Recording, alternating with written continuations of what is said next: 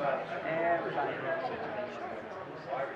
If you don't know him, he's very sick. I mean, very sick. I got an offer to buy out.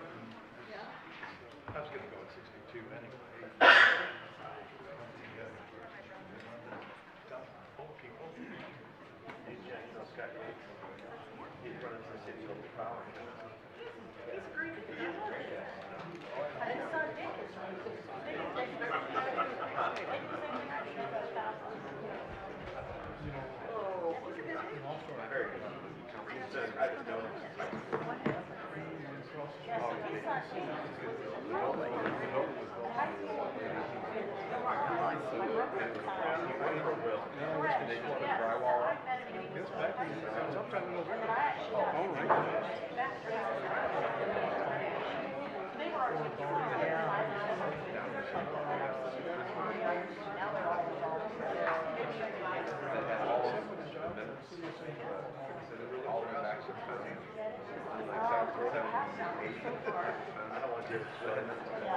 Did Mr. Zoll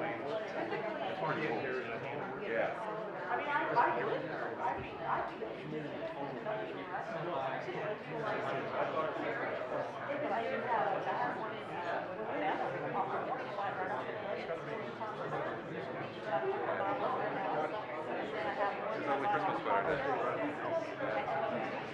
Yeah. I was gonna wear mine, but I didn't want to deal with it having to come here afterwards. So.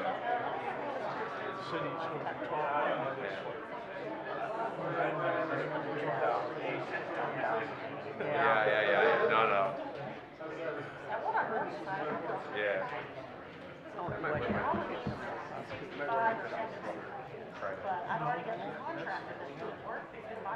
We're Friday. Christmas party. I can't find anything like that. Whatever your price is for.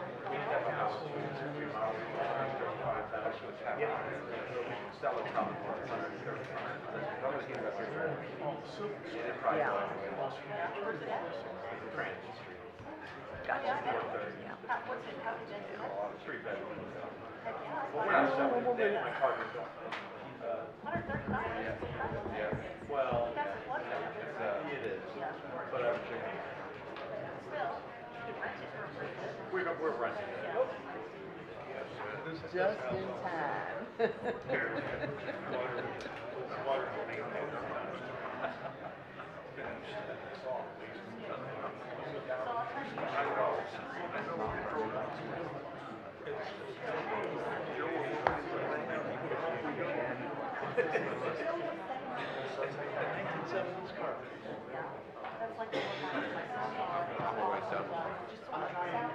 He came up and told us. Yeah.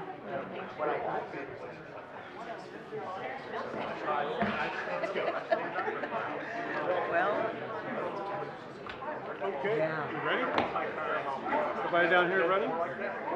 Lori, you ready? Robert, everybody ready over there? Okay, let's go. Good evening. Get my notes. Welcome to the December 17th, 2025 Planning and Zoning Commission meeting. At this time, I would request that everyone please turn off or mute all electronic devices, including cell phones. Also at this time, I would invite everyone to stand with me for the Pledge of Allegiance.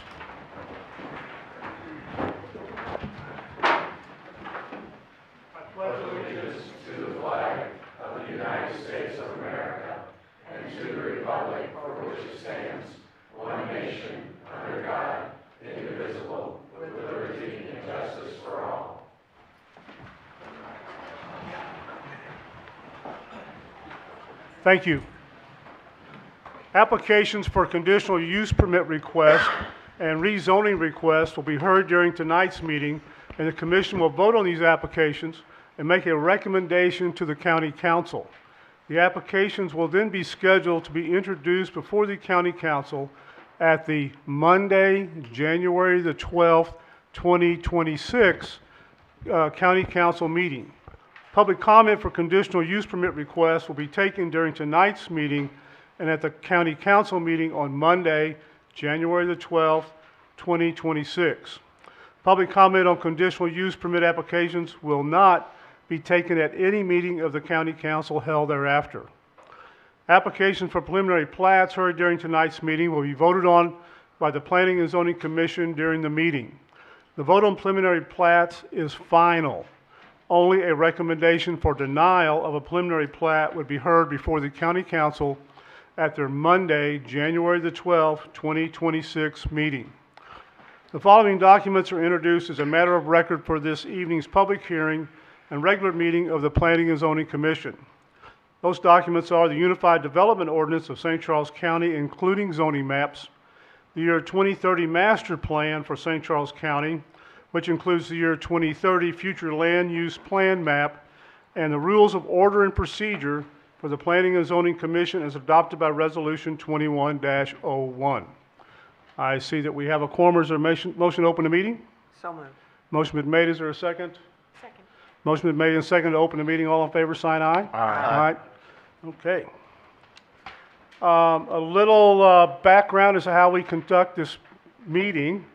I will read into the record the application for us to consider and ask the staff for their report. Members of the commission may or may not have questions for staff at that time. Then we will ask the applicant to come forward and present their application and answer any questions that members of the commission may have. Then we will open for a public hearing. Anyone wishing to speak regarding that application can come forward. If you're going to speak, we ask that you fill out one of these cards and give those to Ms. Hayes. This ensures we get your name correct in our minutes. With the public hearing, well, with the applicant and anyone in the public hearing, you'll have to be sworn in. I'll give you an oath that you swear or affirm that you'll be telling the truth. With our procedures for this that we've adopted, each speaker will be limited to 3 minutes. Okay. We ask that once the same issue is repeated 2 or 3 times, if we're talking about traffic or property values, etc., after 2 or 3 times that gets repetitive. We have a full room tonight. We have a lot of matters to consider. So in the interest of everybody's time, we ask that unless you have something different, okay, after 2 or 3 times we get the message. And that will help us move the meeting along fairly rapidly. Once the public hearing is closed, we will ask the applicant to come back, address any issues that may have arisen during the public hearing. But once the public hearing is closed, and we'll take no more comments from the public. Then once we've had a chance to address issues with the applicant the second time, then the commission will consider the matter and will vote. Our votes on these, as I read, on the conditional use permits is just a recommendation to the county council. The county council has the final vote on these applications. And so this would, anything we do tonight will be on their agenda for the January 12th, 2026 meeting. Okay, I think I got that covered. The first item on our agenda is CUP 25-09. This is for a conditional use permit located at 2710 Highway F. Property owners are New Frontier Materials Operations, Alpha LLC. Applicant is Justin Higginbotham, Director of Stone Operations, and Lena Klein, Environmental Manager. Current zoning is Agricultural District. I request to amend conditional use permit 598 to expand an existing underground mining operation. The CUP area is approximately 40 acres.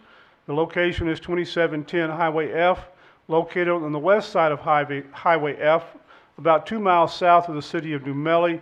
This is located in Council District 2. Staff. Good evening, Commissioners. This CUP amendment is to an existing 2003 conditional use permit. It would allow the applicant to expand their operation of an underground existing mine, which would include 174 acres in the southwest portion of the subject property.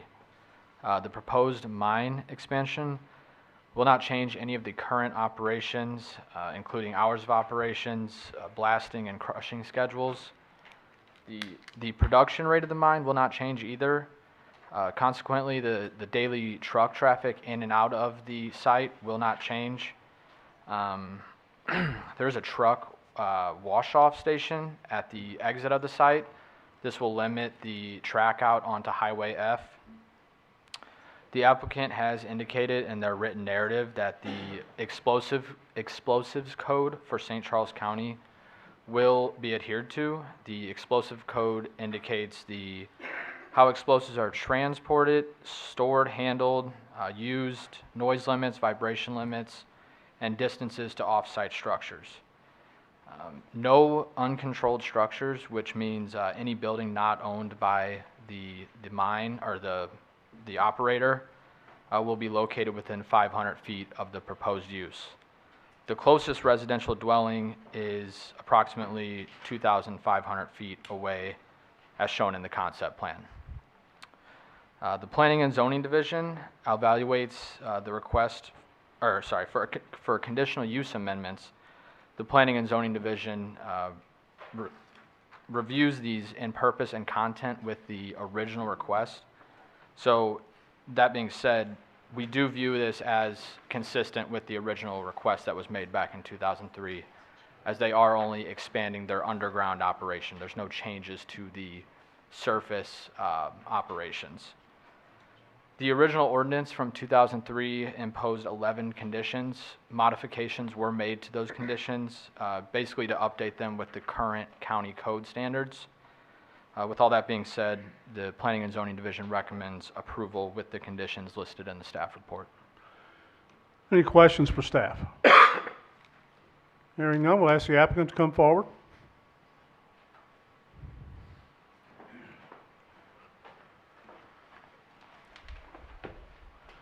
Do you solemnly swear or affirm that you'll tell the truth, the whole truth, and nothing but the truth in these proceedings under the pains and penalties of perjury? I do. Please state your name and address for the record. My name is Justin Higginbotham, the Director of Stone Operations for New Frontier Materials. Our address is 2300 Creek Core Mill Road, Maryland Heights, Missouri. Go ahead, sir. Yeah. As the staff outlined, I think you did a pretty good summary of our operation. Yes, our application is an expansion, but I'd also kind of classify it as an extension. More than an expansion, it is adding additional area to our underground mine. But as he outlined, it is an extension of our operation, the duration, and it just gives us more areas to mine. A little background on that, the quarry was there since 1954, and then in 1984 is when it fell under zoning, the initial CUP. It was a surface operation. In 2003, the request was made to take it to underground, and mining commenced in 2004, and it's been underground mining ever since. So since that point that it went underground, there's been no additional surface disturbance. Everything's been underground, and this request is just to extend that to give us more area. All the area that we're requesting is within our owned property, currently on the site. It just was not included in the initial CUP area. Anyone have any questions for the applicant? The staff referenced a residence within 2,500 feet. Is that 2,500 feet from your property line? That is from the closest point that the extension would go to the nearest resident, yes. Okay. Any other questions? Seeing none, thank you, sir. Thank you. We will now open the public hearing for CUP 25-09. Anyone wishing to speak?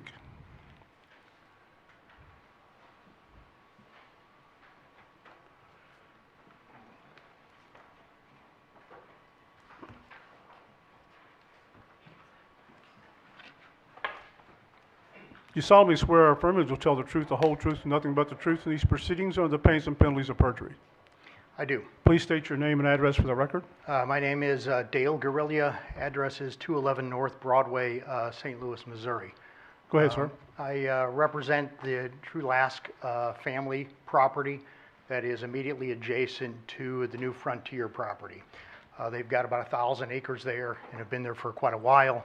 We're not here to try and stop this development. We're not here to try and stop the amendment, the thing. But we do have some concerns about the operations there.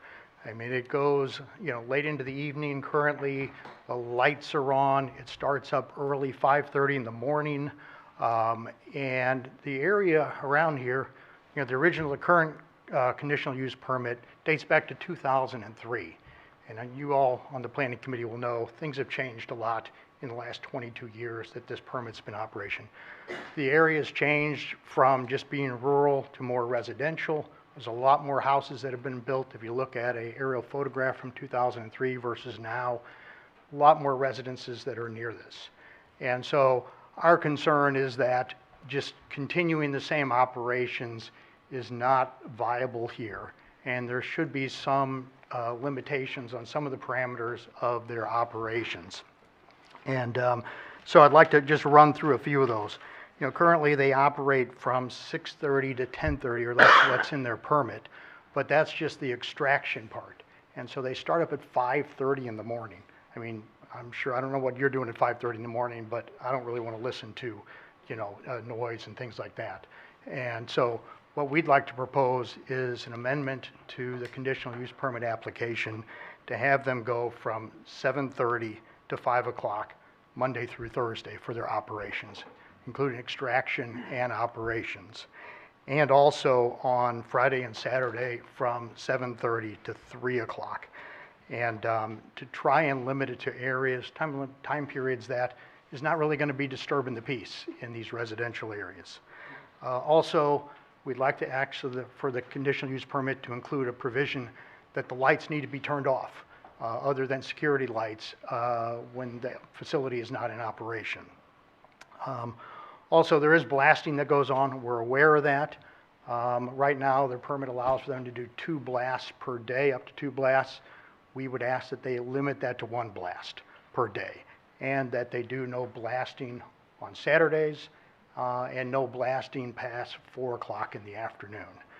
We understand they need to blast, and that's fine. That's all underground, but let's try and provide a little more limitations here.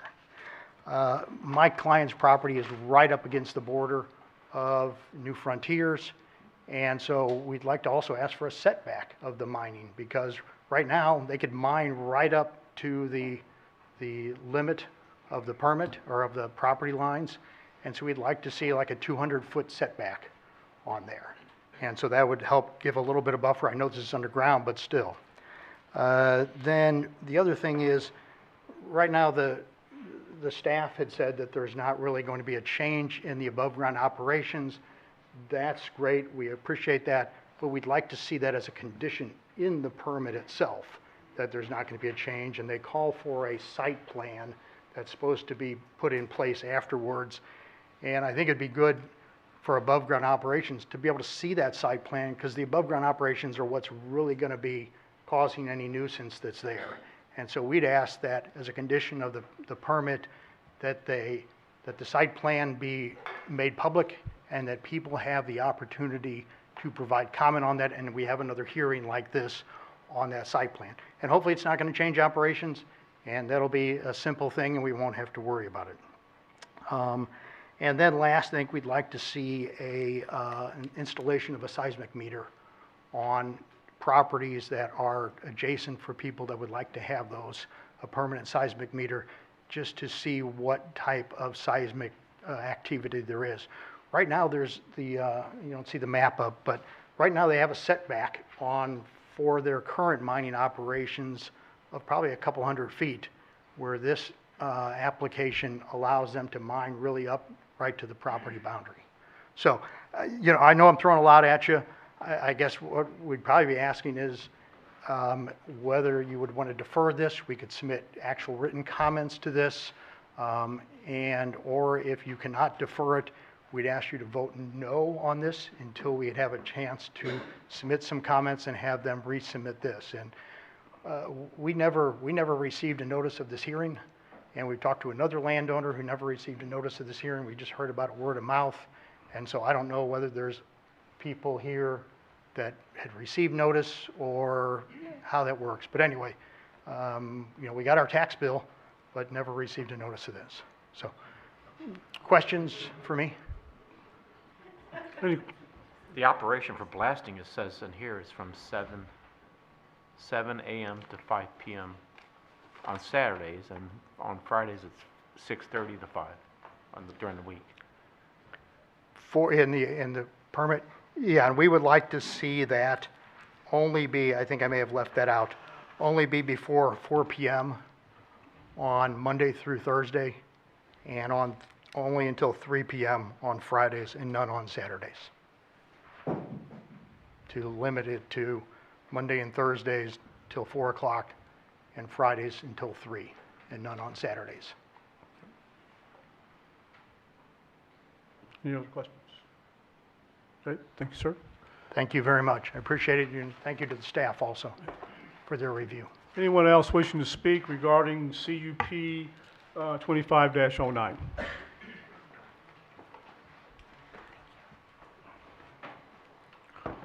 You solemnly swear or affirm that you will tell the truth, the whole truth, and nothing but the truth in these proceedings or the pains and penalties of perjury. I do. Please state your name and address for the record. My name is Todd Smith. I live at 12364 Conway Road in Creve Coeur. And my family owns the immediate property just south of the mine property. Actually, we're just to the east, I believe, of the Trulaske property. We've owned this property for 60 years. I learned how to hunt and fish and drive tractors and cut brush out there. It's private property. And we were not informed of this project either. We heard through word of mouth.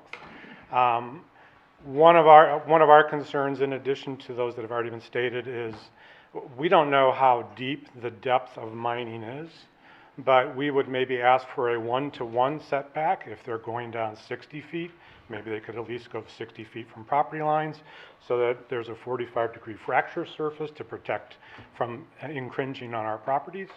But we have not been given any specifics about depth of mining or what's contemplated. We do have concerns about underground mines coming all the way up to our property line. When it was an open surface mine, we could clearly see if there was an infringement of property line. But when this is under the ground, how are we supposed to confirm how far they've gone? I mean, are they required to maybe provide a report on an annual or semi-annual basis on how close they are approaching underground? I think that our neighbor could provide better information to those that are concerned about protecting their property lines from underground work. We are a little concerned about blasting operations and the schedule, but those are some of the main concerns we have. We also have noticed over the past 20 years, as the quarry lake has been developed, that the water flows on surface streams have greatly varied on our property. And we don't know what's related to that, but we've been there 60 years. We've seen a lot of change, but the change in the last 20 years has been great. So we do have some concerns about it. We would request that some of the members vote no until we can gather more information, and I appreciate your time tonight. Thank you, sir. Anyone else wishing to speak regarding CUP 25-09?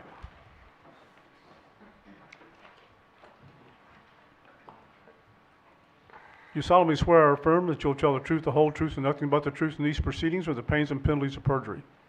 I do. Please state your name and address for the record. Doug Reinhardt, 1501 Femio Sage Creek Road, Augusta, Missouri. Go ahead, sir. Our family owns the Vine Hill Farm, which touches the quarry property. And I've lived out there my whole life, born and raised. We raise cattle. Our concerns are, on our property, there is a petroleum pipeline that runs right up along on our ground up to the quarry. I'm not exactly sure how far off the property line it is, but it's of some concern if they're mining up, how close they'll be mining up to that. If they're blasting, that's a concern of ours. Underground water, you know, and, you know, like our neighbor was saying, we don't know whether there's any way to really know how far they're coming over to our property, if they're coming under our ground or when, you know, there's no way to really tell how far they're going underground. You know, we like to have some map or something that shows, you know, how far they're coming south toward our place. But the pipeline is concerning. That's all I want to say. Okay, thank you, sir. Thank you. Anyone else wishing to speak regarding CUP 25-09? Anyone? Anyone wishing to speak? Seeing no one, we'll close the public hearing for CUP 25-09. Ask the applicant to come back.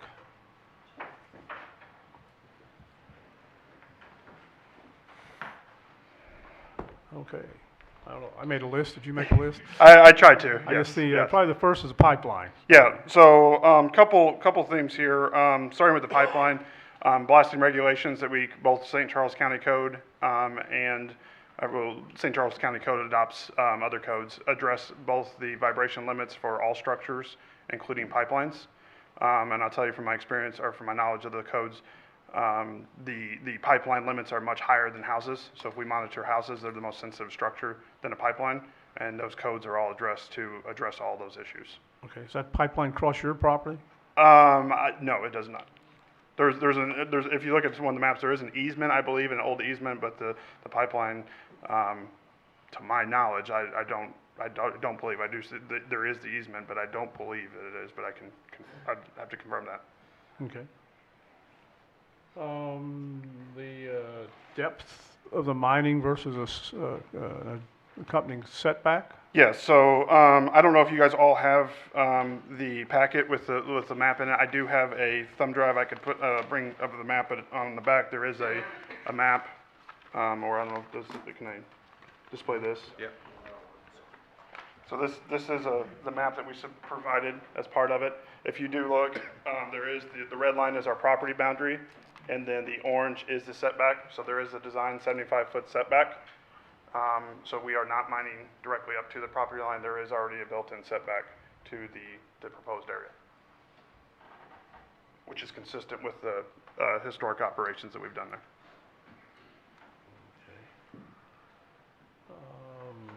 Setback here. What's your depth? The depth is roughly to the top of the ceiling is roughly 120 to 150. The topography out there is very rolling. You know, there's some steep ravines and valleys, but it's between 100 and 150 feet depending on where you are within the mine.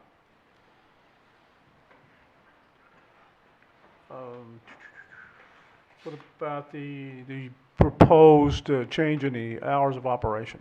Yeah, so the hours of operations as were identified were already stated in there. I would like to point out as an overriding theme, right, this location does support the construction and the home building industry. The hours of work there, we are tied kind of with that, right? The historic operations that have always been. We are very early risers as an industry in the materials and construction industry, highway construction. I would say the whole industry is tied around our opening time, including all the other businesses, the trucking businesses and other construction businesses in the area.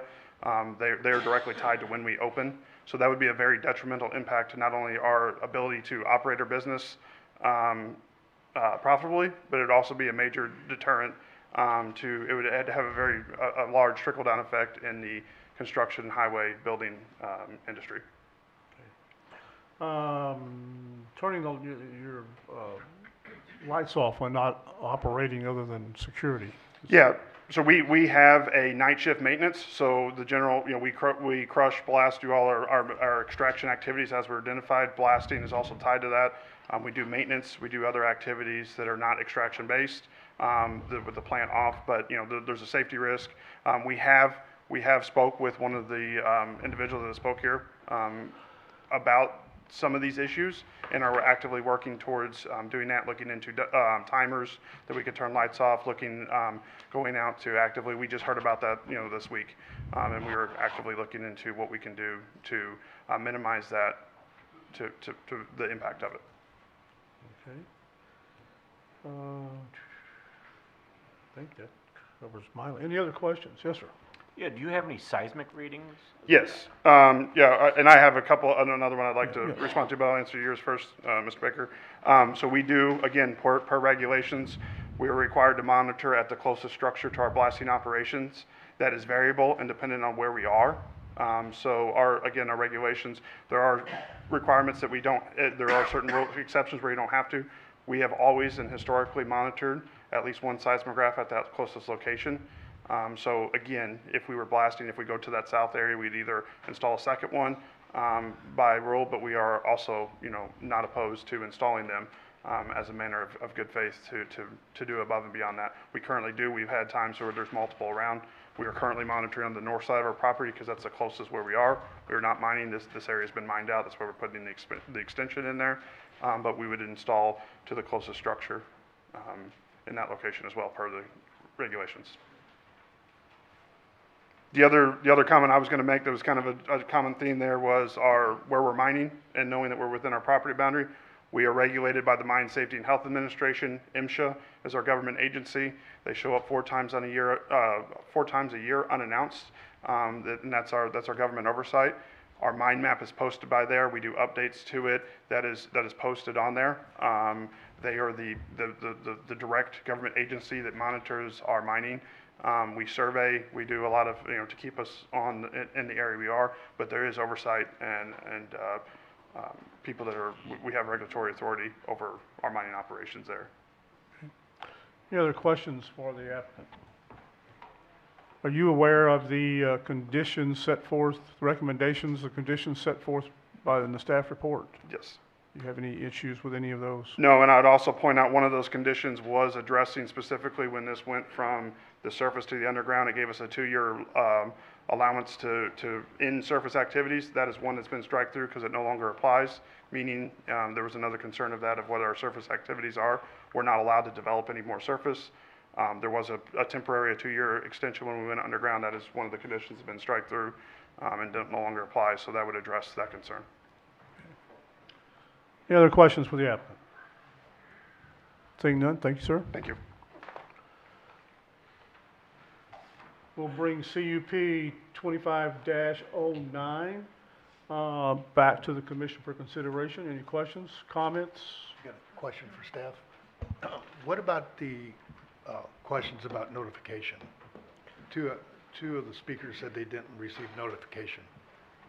We sent out notification letters to adjacent property owners within 2,000 feet of the property lines of the mine. Okay. So they should have received them? If they were within 2,000 feet, if their property was within 2,000 feet of the mine property, this should have been received. Okay. 'Cause if I remember correct, both of them said they were adjacent. I'm not sure if the mail, but we did send out the letters. Okay. What I would say is, additionally, luckily, the word got out, because that's the whole purpose of this. Letters are sent, neighbors talk to neighbors, there's a sign that's put out, so people will have some notification and some knowledge. So the people that indicated they didn't receive a letter, they're here tonight, and that's great. That's exactly what we want. So the word did get out, and we're thankful for that. Are the addresses you use, are those, the addresses are in the tax records? Yeah, we use the mailing address for the properties, not like the site address. Because we pull our mailing list from the public GIS map, and there's 2 addresses. One is for site address, that's like the physical property address, and then there's a mailing address, which I do believe the tax bills get sent to. And we use the mailing address. Okay. Any other questions for staff?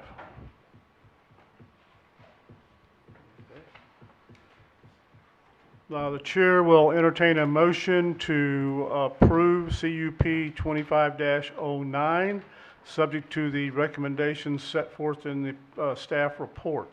Is there a motion? So moved. Motion's been made. Is Second. there a second? Second. Ms. Kirchner makes the second. Mr. Shell, how do you vote? Yes. Mr. Baker? Yes. Mr. Niemiller? Yes. Ms. Kirchner? Yes. Ms. Barr? Yes. And I apologize, I didn't introduce our newest member of the commission before we started, Mr. Joe Quinn. So how do you vote? Yes. Okay. And I vote yes. Okay.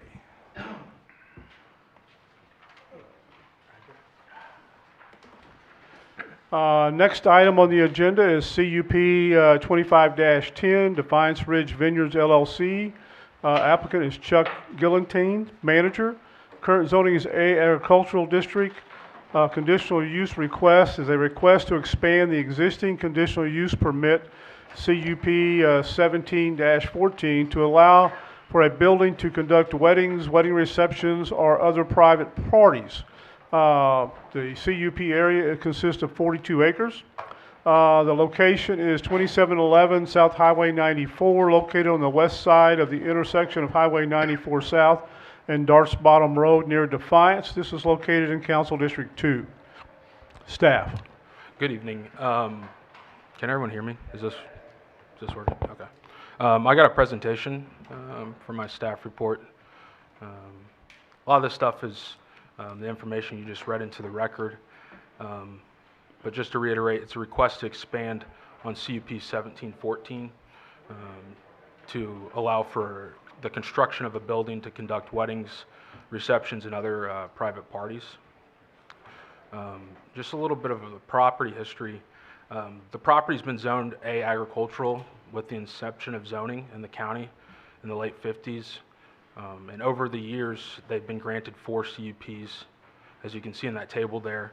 All of them have been approved, and one of them has been expired, which subsequently led to CUP 1714 for the winery and private events. At the time of the authorization of CUP 1714, there was no site improvements to be proposed. Everything was going to happen on existing structures on site. And since this is an amendment, given the scale and the size of the proposed addition that the applicant's proposing, staff believes this constitutes as a major variation to their original CUP. So the applicant's request, the area highlighted in blue there on the screen, is the parking area that they're proposing to improve and expand, along with the proposed building and an attached deck. For the private event hall, it's a multi-story building, as you can see from the building elevation there. It's going to be approximately a 6,800 square foot hall with a 2,400 square foot attached deck. And as I said, it includes both the lower level and main level. For the parking area, they're proposing to add approximately 1.25 acres of gravel to provide 180 parking spaces. And in that parking area, they're going to have 18 light standards to illuminate the parking area. In terms of surrounding land uses, all the properties within the vicinity are zoned A agricultural. And most of those properties have a residence on them, or they're farm or agricultural in nature. You can see from the key, it's kind of hard to see from here, but anything with the red star is a property that has a residence on it, and anything with the yellow star is a farm or a non-residential use. There are the two closest properties or residences are just to the north of the property. Those both are about approximately 400 feet to 600 feet away from where the proposed private hall is going to be. In terms of analysis, like I said, this is a CUP amendment, so our review is basically to see if what they're proposing is consistent with the previous conditional use approval. And because of that, we're recommending that we keep all the existing conditions from the CUP 1714, but we're also looking to add some conditions based on the size and scope of the project. Those are mainly to keep the hours of operation the same for indoors and outdoors events. Introducing landscaping buffers, the area in green, we're proposing a type 2 landscape buffer. The applicant shows that there's trees there. Those can count towards that buffer, but they have to meet our ordinance requirements. You can't really see from here, but also on the northern portion of the parking area, we're proposing a site-proof fence to prevent headlights from spilling over onto neighboring properties, namely those 2 residences I mentioned. Exterior lighting standards, we have them in the ordinance. They have to comply with those through the site plan, but we're looking for full cutoff lighting to prevent any light pollution from a rural area that's usually has a pretty dark sky. And the final condition we're proposing to add is proof of a permit from the Missouri Department of Natural Resources for individual waste water treatment system. In terms of notifying landowners and agencies, you can see there those are the agencies that we notified as a part of this project. We also notified 65 landowners within a 2,000-foot radius. At the end of me preparing this PowerPoint today, we had 5 letters of oppositions, and we received no comments from any of the agencies we notified.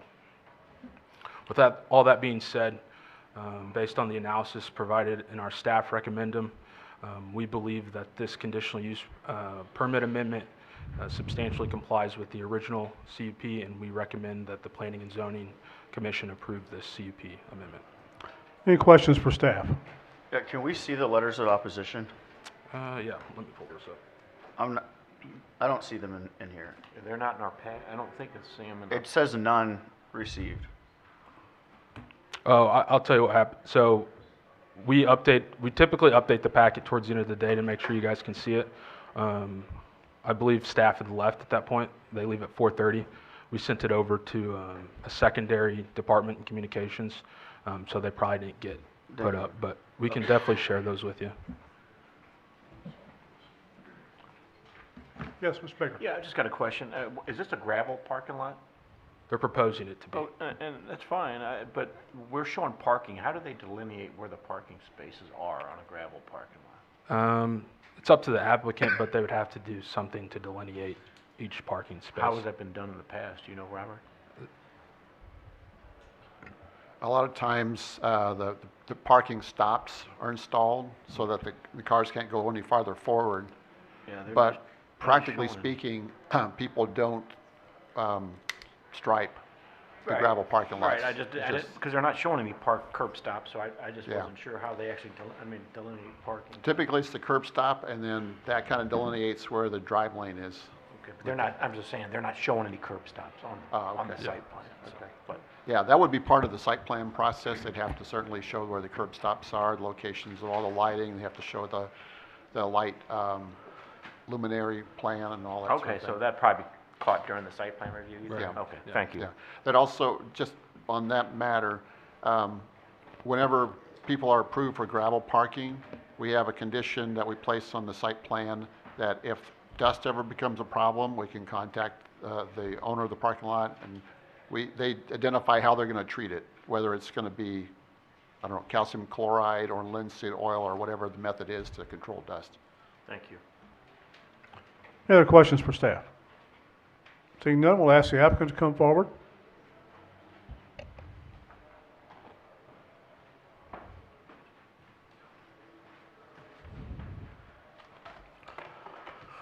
You solemnly swear or affirm that you'll tell the truth, the whole truth, and nothing but the truth in these proceedings with the pains and penalties of perjury. I do. Please state your name and address for the record. My name is Brad Pryor. My address is 200 North 3rd Street, St. Charles, Missouri, 63301. Okay, go ahead, sir. I'm here tonight on behalf of the applicant, Defiance Ridge Vineyards, Mr. Chuck Guillotine, the manager of that establishment.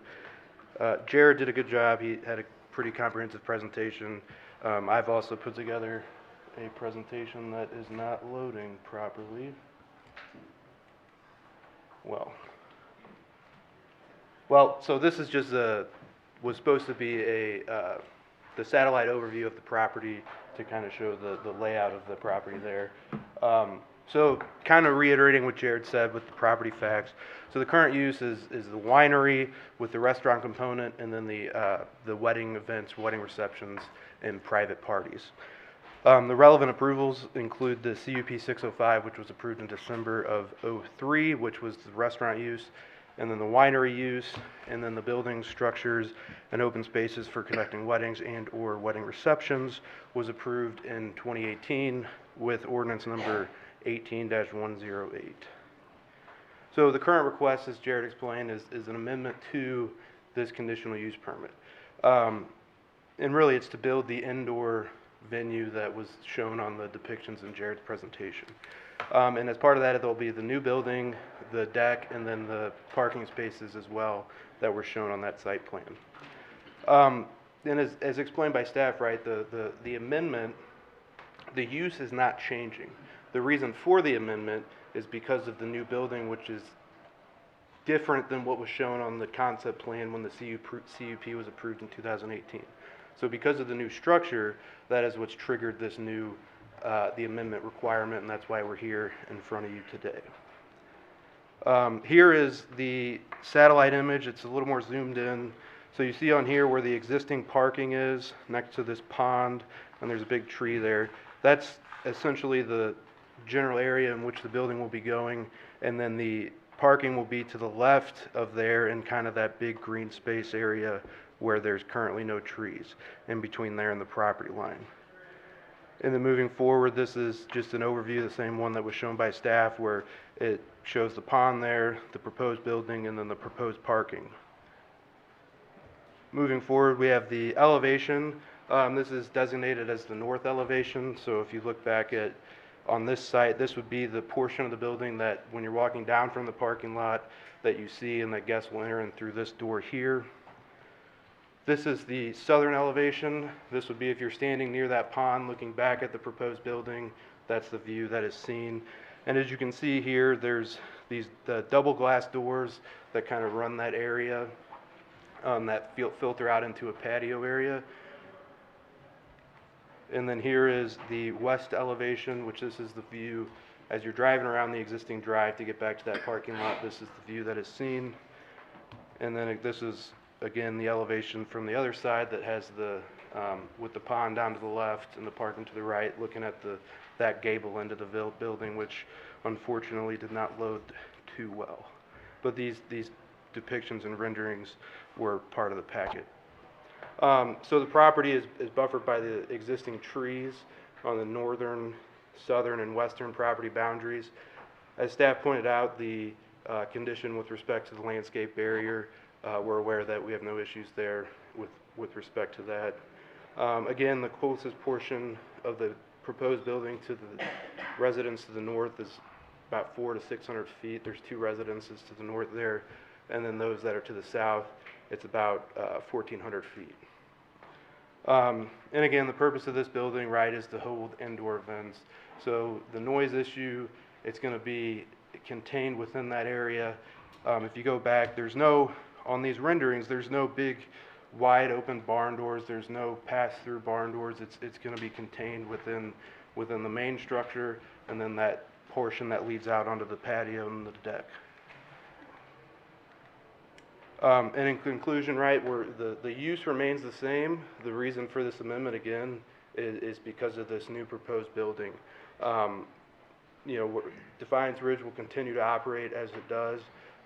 They'll be holding the events, the weddings, the special events, and other sorts of items along those lines. We asked tonight for a favorable recommendation from the P&Z Commission, and I'll be available for any questions that you all may have after the public comment portion. Okay. Any questions right now for Jeff? Hearing none, thank you. Actually, I have a small. Hang on. So you currently have weddings and these kind of things there? Correct. And what is the average size, would you say, of one of those events currently? So average size that is across the board, I can't answer that. What's the maximum number of people you could have at a wedding I currently? believe the maximum number at the current setup with the outside venue, I think it's 250. Okay, maybe what would around. be the maximum number of people you could have with this particular setup?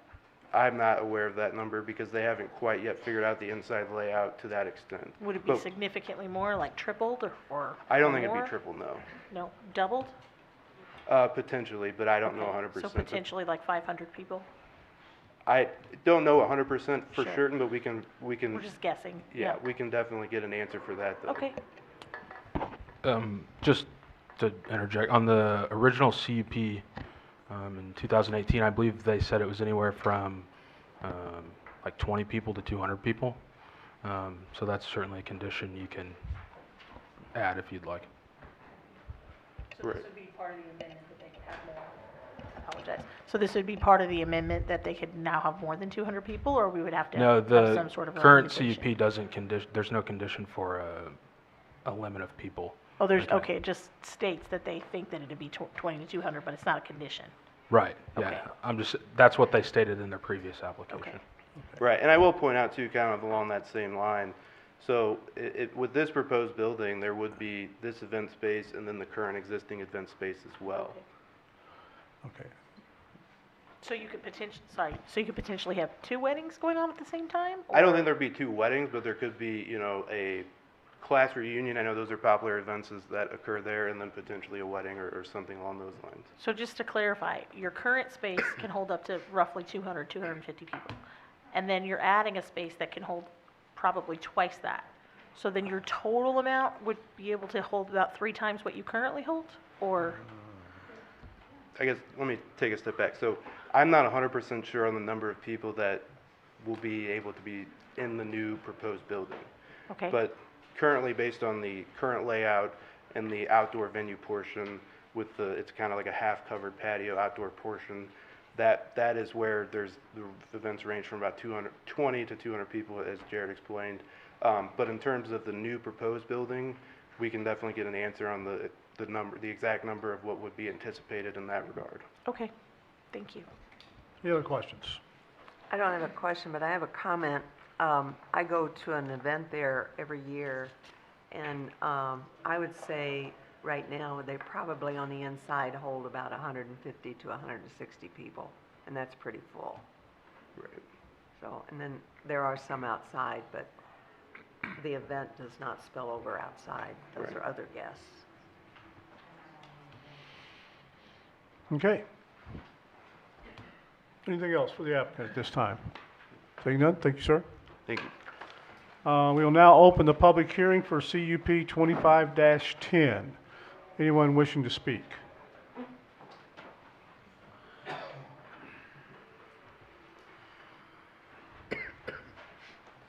Good evening. Nope. Do you solemnly swear or affirm that you'll tell the truth, the whole truth, and nothing but the truth in these proceedings or the pains and penalties of perjury? Yes, sir. Please state your name and address for the record.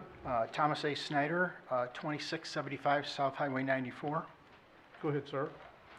I live just off of, I've lived there off and on since 1993, and it used to be a nice, quiet place to live. Currently, I'm at about 800 to 900 feet from Defiance Ridge Vineyards, the main building. In the 1210-225 staff recommendation analysis, it refers to my house as being about 600 feet from the proposed new event center. I can hear the music currently coming from the building, whether I'm inside or outside the house. The proposed event center will be closer to my house, so the music will probably be louder.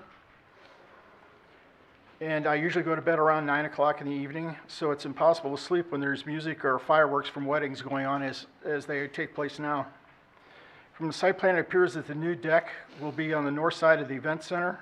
Without the buffer, these trees, buildings, and the music will have nothing to block the noise. Is there a noise ordinance in St. Charles? I am concerned about the safety, as there will be an increase of traffic and have an effect on my entrance and exit from my driveway to Highway 94.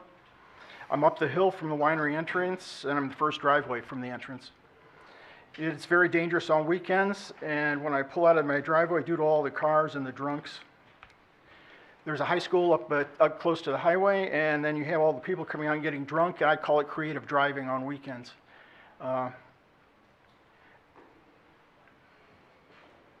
The dust from the gravel road at Defiance Ridge is a problem when it's dry. I don't know whether there's 6 inches of clean rock underneath the driveway or not. The dust and additional traffic and the widened road and the new parking lot, more cars create more nighttime lights and disturb the neighbors. It used to be a nice, quiet place to live before the winery showed up and the vineyard started having loud music after 9 o'clock. It'd be nice if we didn't make things worse. I'm an expert on noise. I used to work at the airport for 20 years, so it's pretty loud. Thank you, sir. Thank you. Anyone else wishing to speak?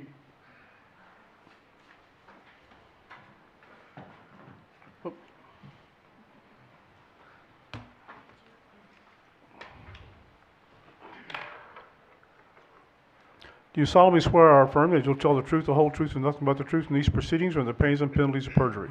I do. Please state your name and address for the record. My name is Paul Renna. I live at 85 Holden Road, Defiance, Missouri. Nice presentation, Jared. I'm not in favor of the event center and the parking lot being built next door to me. My wife and I were disheartened when we first got that letter about the expansion. We're zoned agricultural, and so is Defiance Ridge. So this proposal is a transitional change to our property and the value of our home. A couple quick points. First and foremost, the noise that my brother-in-law spoke to of the distance from our two residences was referenced in 2018 to be 1,000 feet from the back end of the original venue where they held the weddings. That was 1,000 feet. And the decibels from that distance were easily heard 1,000 feet away. This new building and its outside venue portion, if they have music there, and if they have music with all those doors that we see on the sides of that new building, that music's going to come straight out of that building and head 400 feet to my house. And there's not going to be any tree, fence that's going to stop that from traveling. 85 decibels can travel a mile. I know it'll reduce in distance, but that can travel quite a distance. I'm only 400 feet away. But they were saying it was 1,000 feet back then. What I'm hoping to get is a buffer, which they recommended a type 2 landscape buffer, which I'd like to get upgraded to a type 3 landscape buffer. And that would be approximately from where he showed the upper area of the property along the fence row. With that fence that he was referring to, it was about 200 feet, I'm guessing it was, and it should be extended from where it was up in the corner by the parking lot. As it went south, I would like it to go even farther down that site plan where a lot more bushes and trees were, which would block all view and all nuisance from me looking over that direction and seeing this big eyesore, which I refer to it as.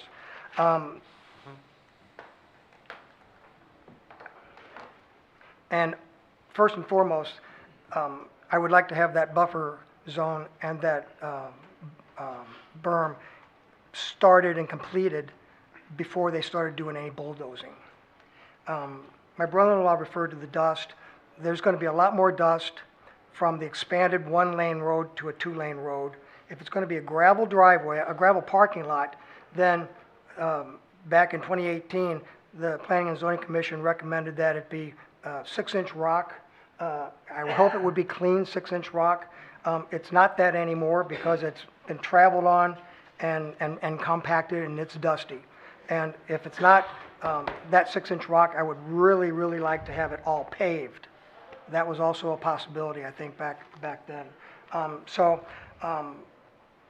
would really request, these things to be reviewed, and I appreciate your time in listening to this, and we don't need a second big party cove over there, because they already have one.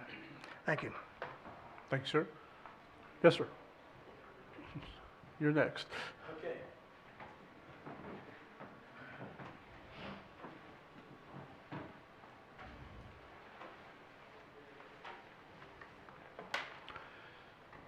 You solemnly swear or affirm that you'll tell the truth, the whole truth, the whole truth, nothing but the truth, in these proceedings under the pains and penalties of perjury.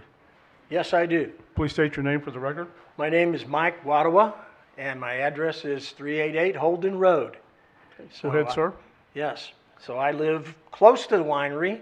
Fortunately, not that close because, I'm up the hill from them. And most of the time, I can't even see the winery because there's trees.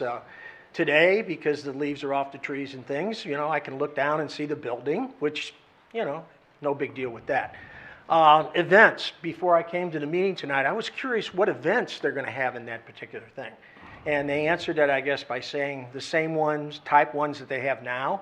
I am curious, though, about the fireworks. They mentioned that before. Weddings, we have some fireworks, at 9 o'clock. But this past year, in the springtime, every Friday, they would have an event, open house thing, and at 9 o'clock we had fireworks every Friday night. I don't know if that was included in the event schedules, actually, I brought a schedule here. These are all the events that they have at Boone, at the winery there at Defiance Ridge Winery. So there's quite a few different types of events. There's different types of dinners and things. And as they mentioned before, when they have dinners and music and things like that, we can hear that. And we live at least a half mile away up the hill. So we hear that and, and we're bothered by that. But once again, fortunately, we don't live that close that, it's that loud or blaring or things like that. A couple of other things I'd like to address. The parking lot. Someone asked about the parking lot. Their parking lot now is scattered around the different buildings, and it's just kind of gravel, rock, and you pull in. There's no lines or anything like that. I don't think there's even curb markers, where you pull up to a curb or stuff like that. So, I was kind of curious. The new parking lot looks like something out of Walmart or something of that nature. It's all lined out and things like that, and totally doesn't go with agriculture in our area. If it's zoned that, we're going to build a big commercial parking lot out there or something of that nature. I'm curious about that. One of the things that really troubles me are the lights. Right now, there are no light poles or standards at the winery, as far as I know. Now, I could be proven wrong on that. But you walk out to your car or whatever, if it's dark, you walk out, you get in your car, and so on. If they build the new parking lot and they put up the big light standards, I'm going to see that from my house. And I don't want to see that. The view is outstanding, and that's going to be something that is going to ruin the whole atmosphere of the neighborhood. All the people that live within that area are going to see those lights. And, I don't know if they mentioned, are they going to turn them on every event, or are they going to turn them on 24/7? I'd like to know some of those things. What do they care about the people that live around them, and what this is going to do to our particular lifestyles and things like that. So lighting, noise, those are a couple of my concerns or factors. So I've lived there for 40 years. So when I moved there, it was a farm, and people lived there. And then it became a nursery, which fit in real good. I think that's when they gave the permit for the restaurant. I still remember the meeting when they asked, we'd like to serve a few glasses of wine. And then that kept the ball rolling, I guess, until we have Defiance Ridge, the winery, nowadays. So I don't like it. We don't like it. Our neighbors, it's okay. We can live with it, but what's going on now? But we don't really need to expand it and put a parking lot and a new building and things like that there. It is disturbing to us. Okay, thank you, sir. Anyone else wishing to speak regarding CUP 25-10? Do you solemnly swear or affirm that you'll tell the truth, the whole truth, and nothing but the truth in these proceedings or the pains and penalties of perjury? I do. Please state your name and address for the record. My name is Renee Renna. I live at 85 Holden Road, Defiance, Missouri. Our house is the house that's 400 feet from the proposed event center. Per the P&Z staff recommendation analysis dated 12/10 of 25, the nearest homes are approximately 400 feet and 600 feet from the proposed building, and this proximity raises potential land use impacts. It does impact us. My husband and I own both houses, 400 feet and 600 feet.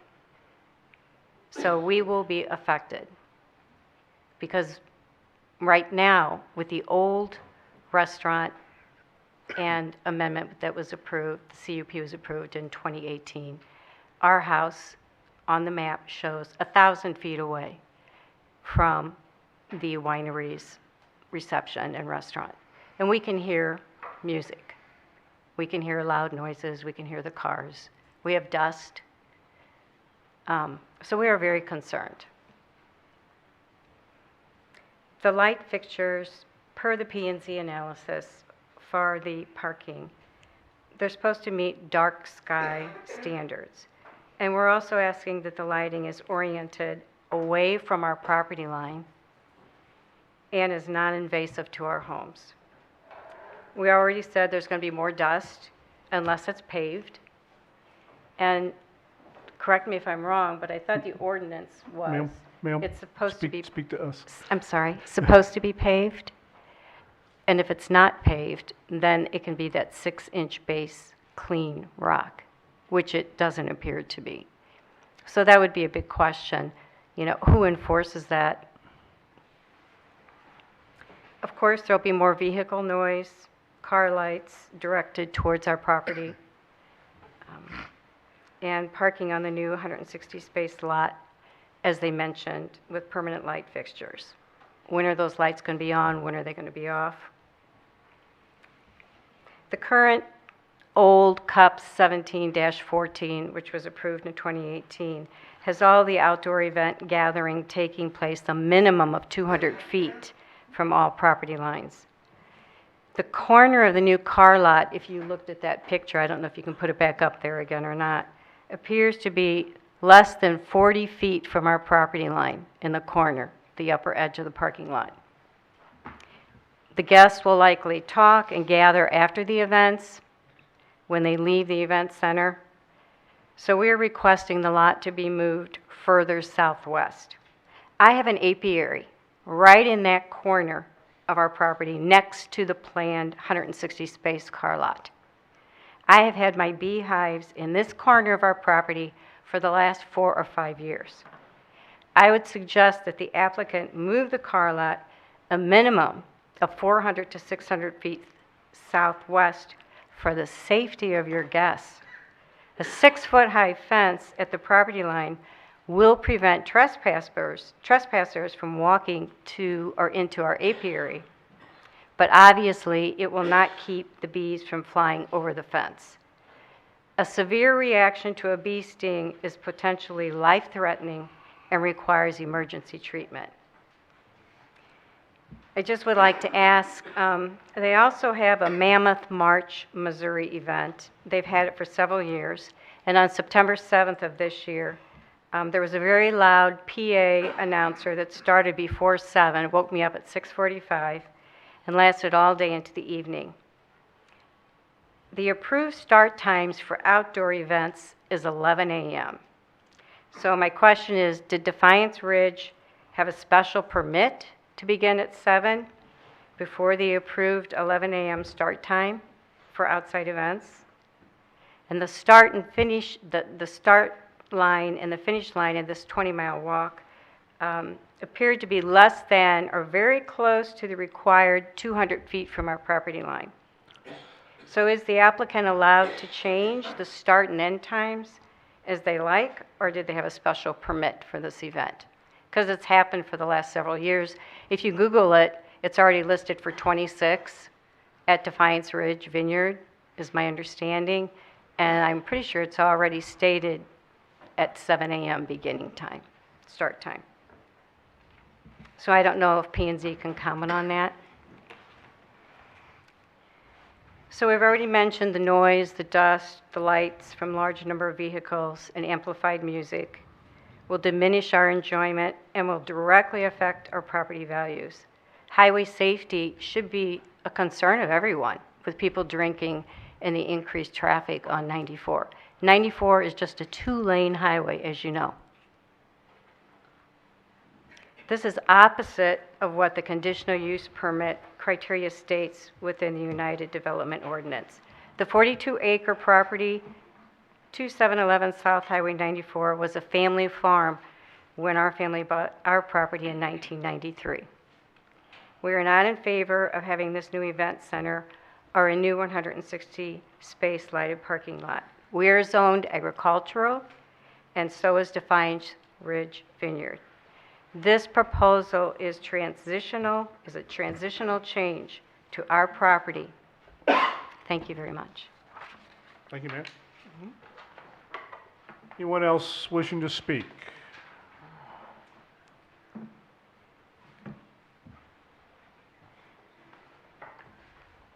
You solemnly swear or affirm that you will tell the truth, the whole truth, and nothing but the truth in these proceedings or the pains and penalties of perjury. I do. Please state your name and address for the record.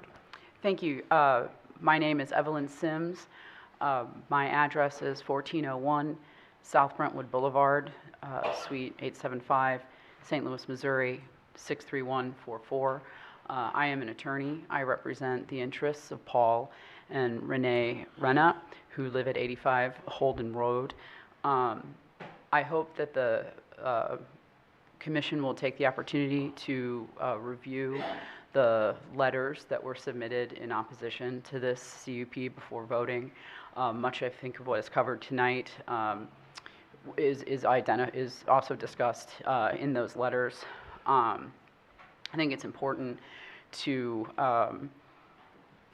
spend some time in recalling the 2018 CUP when that CUP was approved, and the request was to allow weddings and other private events that would then be held at the patio to the adjoining restaurant and the restaurant. Key, I think, to approving that CUP was that they did not have any additional improvements proposed at that time, and the nearest home was 1,000 feet from that restaurant. My understanding of that CUP is that it was approved in large part because it was not proposing additional buildings and structures or paved areas. Now we have this request to amend that CUP that desires to add a 6,800 square foot indoor event center with a 2,400 square foot deck, plus a lighted parking lot for 160 vehicles. The new event space is now 400 feet approximately from our client's house, and parking lot, excuse me, is even closer. There is also a proposed gravel road that will be widened substantially and that runs along our client's property line, and which is also not only their property line, but near their actual home, which is causing grave concern. We believe this is a significant departure from the factors that led to allowing the 2018 CUP, to approving it, and it does interfere substantially with their enjoyment of the property. Our clients currently neighbor greenery, and now if this is approved, they would be neighboring a lighted parking lot and large events space with a large deck. They are, as you've heard, they have significant concerns regarding noise and pollution associated with the new build and the parking lot, in addition to the additional traffic that would be brought by the expanded road. We believe that this goes way beyond the applicant's use and representations and findings for why the 2018 CUP was granted. They are not in favor of this CUP, as they believe that it will significantly diminish their use and enjoyment of the property. If the CUP amendment is to go forward, they are requesting that the CUP have additional requests and amendments for that to be granted. To recap, some of them were mentioned. They're requesting that the event center move further southwest into the property and away from our client's home. They would request that a type 3 landscape buffer and not a type 2 be used, and to extend that site-proof fence, which from the length of the Holden Road to the electric pole heading south towards 94. You're already calling for a site, the recommendation is to already be providing a site-proof fence. We're asking that it be extended, and then a type 2 buffer zone is 15 feet versus 20. So again, to try to screen out the noise and the pollution. They would request that they ensure that the parking lot lighting is oriented away from the property and non-invasive and does not shine into the home, and then ensure that the lights would be turned off when not operating. They would request if there was possible to reorient the road so it's not driving along their property line and shining into their house, and that the parking lot be either paved or 6-inch gravel that uses dust-free rock. They are not in favor of the CUP, but if it does go forward, we would sincerely request that you consider those amendments. Thank you. Anyone else wishing to speak regarding CUP 25-10 with any information other than lights, noise, dust on gravel? Seeing no one, we'll close the public hearing for CUP 25-10. Ask the applicant to come back.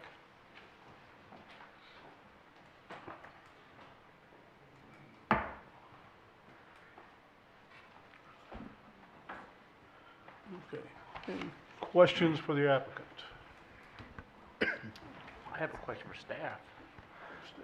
Robert, could you real briefly for the folks out here explain the difference between a type 2 and a type 3 landscape buffer?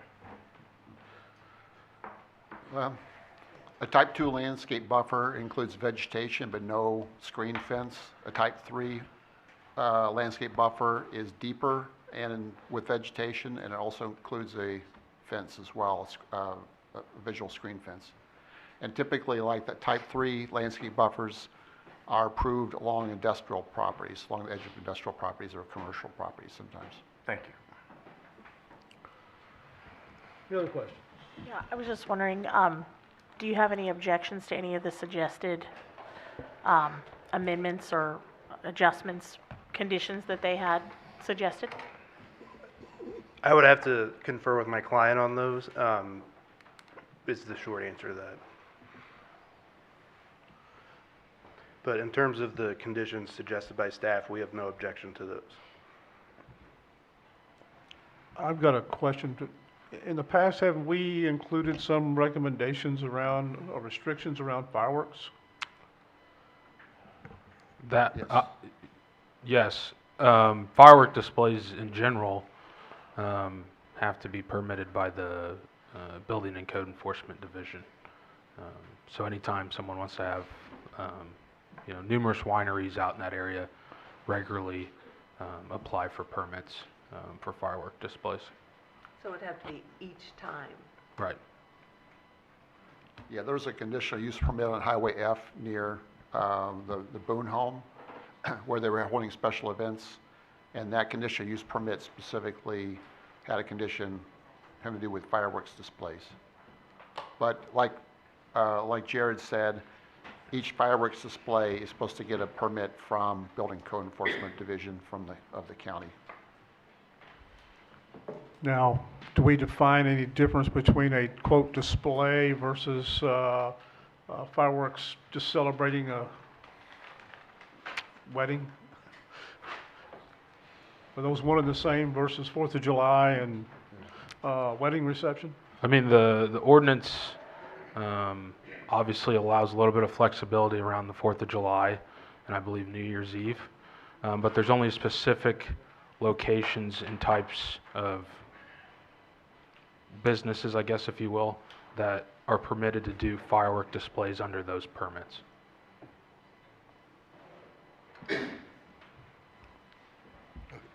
I got a few questions for staff here.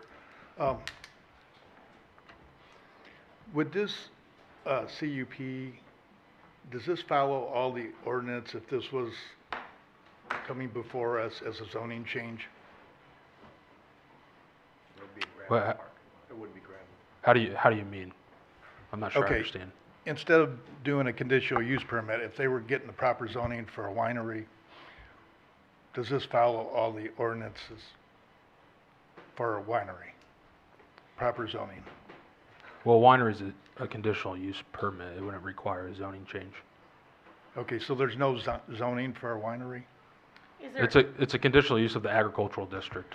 I think he's This, asking, is I'm there- talking, if they were coming before us to do a zoning change to have this thing properly zoned versus a conditional use, does this follow all zoning for what a winery would be? if it were under a permissive use in a different type of zoning. Yeah, we don't, there's not any other zones I'm aware of that allows a winery. There's commercial zoning districts that allow events and event centers. But I don't think there's any other districts I can think of that allows wineries. Because the definition of winery specifically requires 5 acres of grapes. Okay, would this be considered C2, C1 for an events center then? For an event center, I think those are allowed in C2. Yeah, yeah. Okay. Does this follow C2 zoning, this conditional use permit? Does it follow C2 zoning?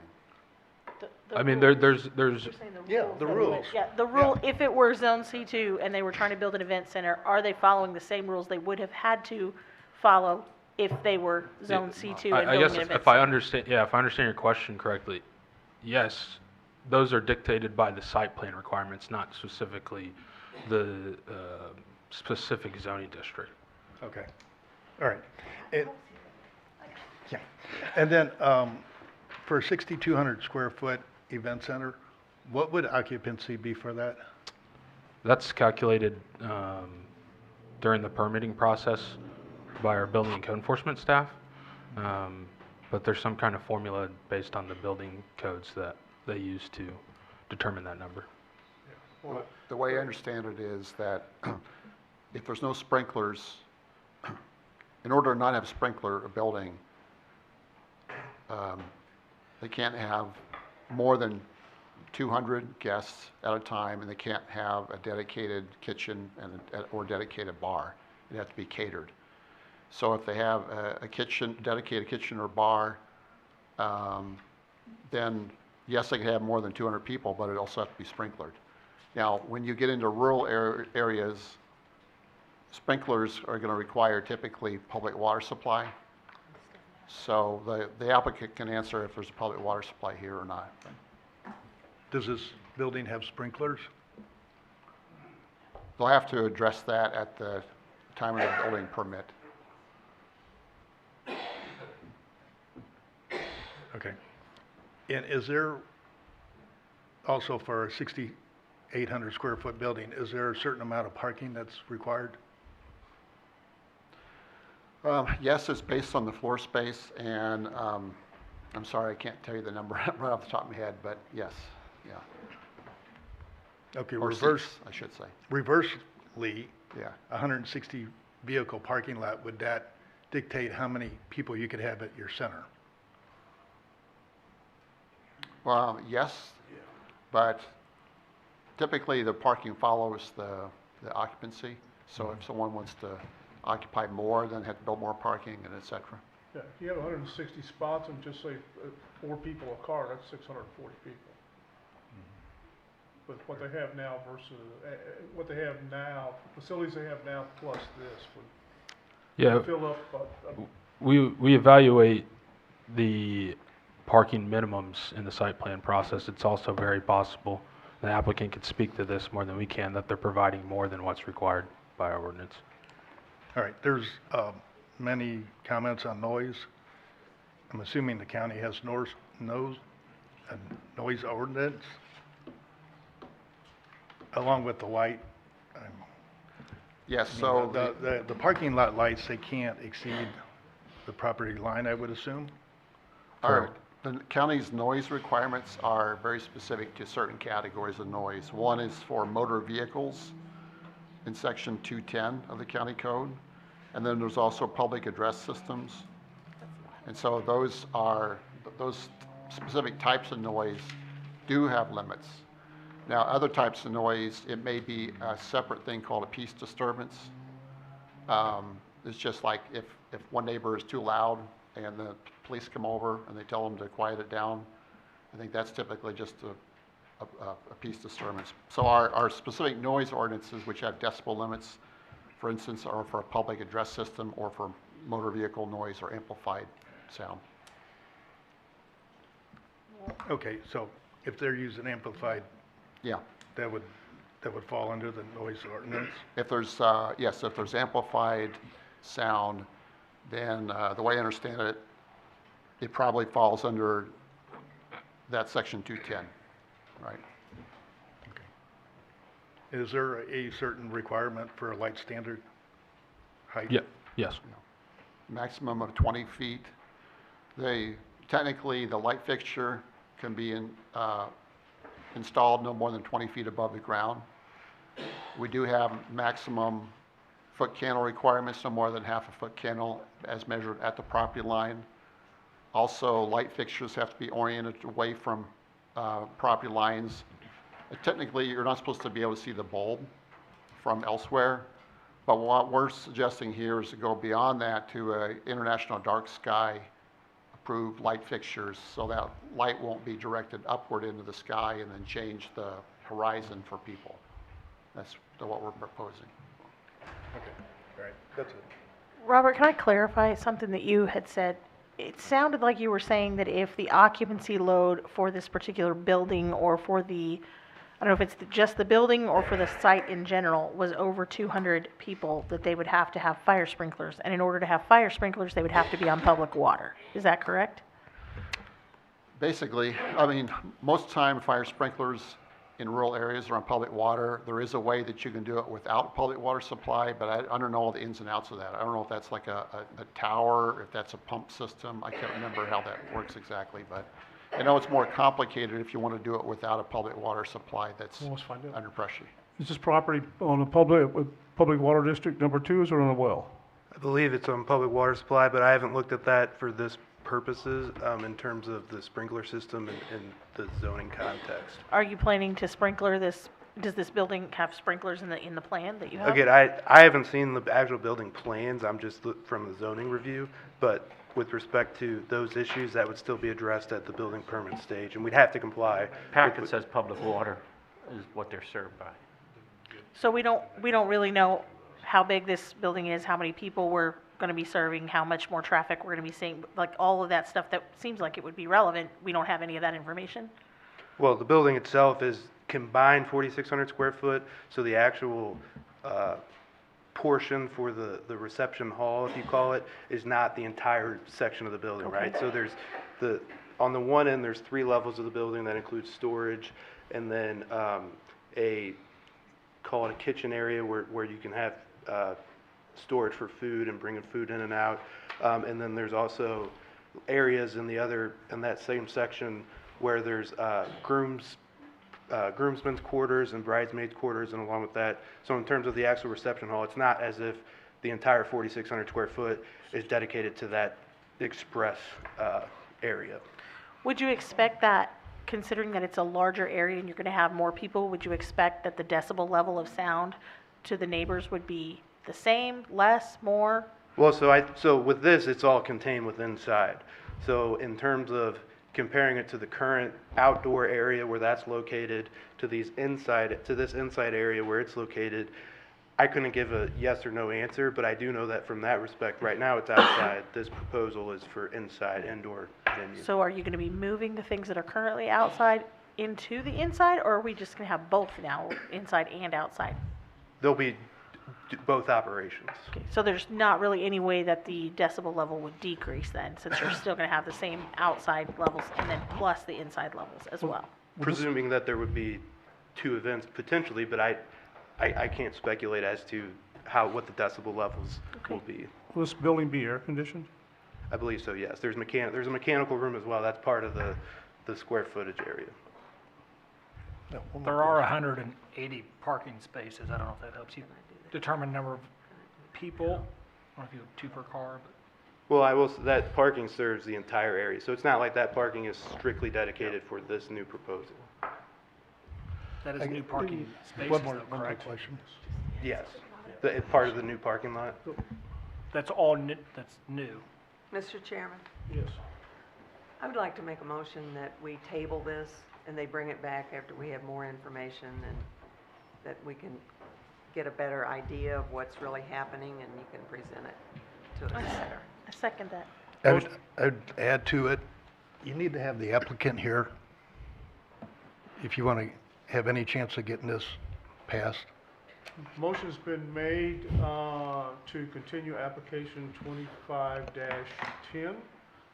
Motion's been made and seconded. We'll ask our secretary to call the, well, no, I've got the roll here. I'll call the roll here. I'm 45. Yeah. Mr. Shell, Yes. Ms. Barr, Yes. Mr. Baker, Yes. Mr. Quinn, Yes.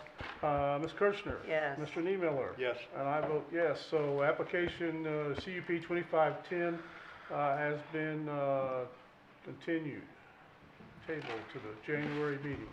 Hey, Roger. Yes, sir. I'd like to I suspect that most people here are for item E. Is there any way we can move that up on the agenda so they're not here till midnight? For which one? Item E? I think it's number 5.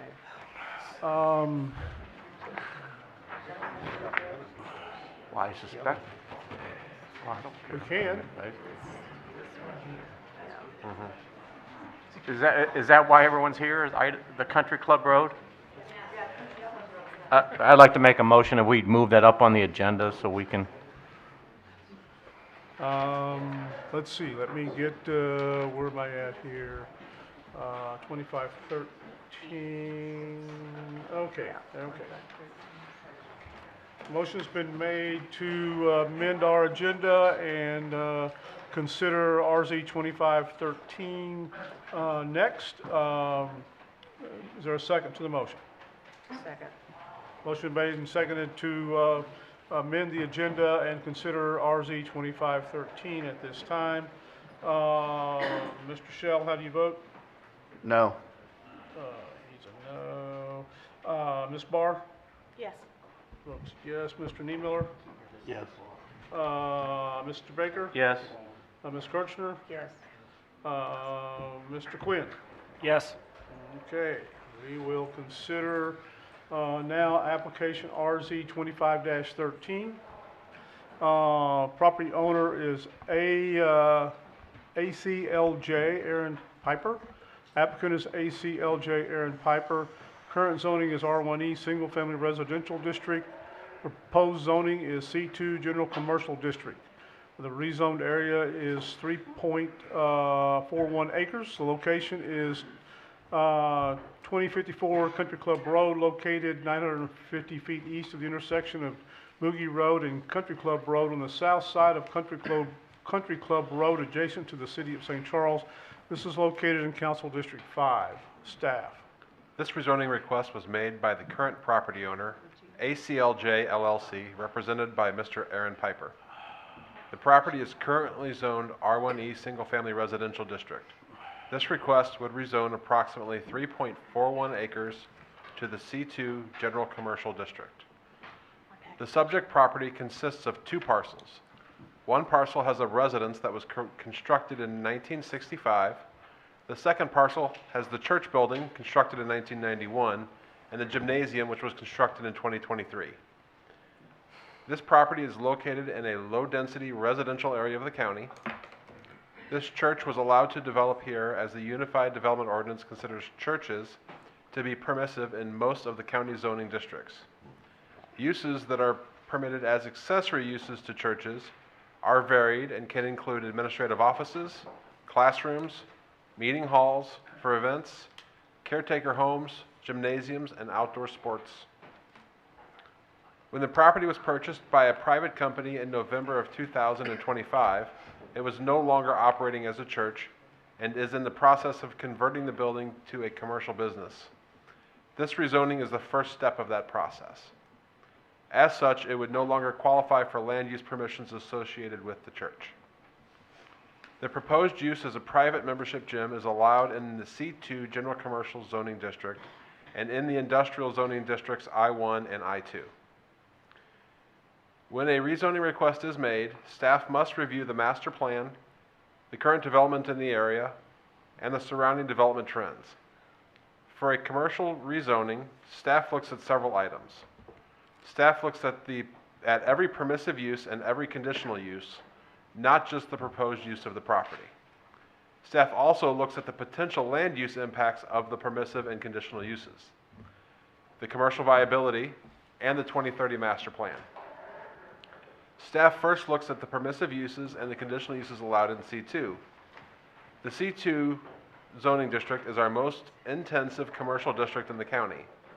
This district would allow uses such as offices, banks, personal services, kennels, convenience stores, restaurants, retail stores, temporary fireworks stands, automobile service stations, general contracting services, halfway houses, medical marijuana dispensaries, motels, nightclubs, and supermarkets.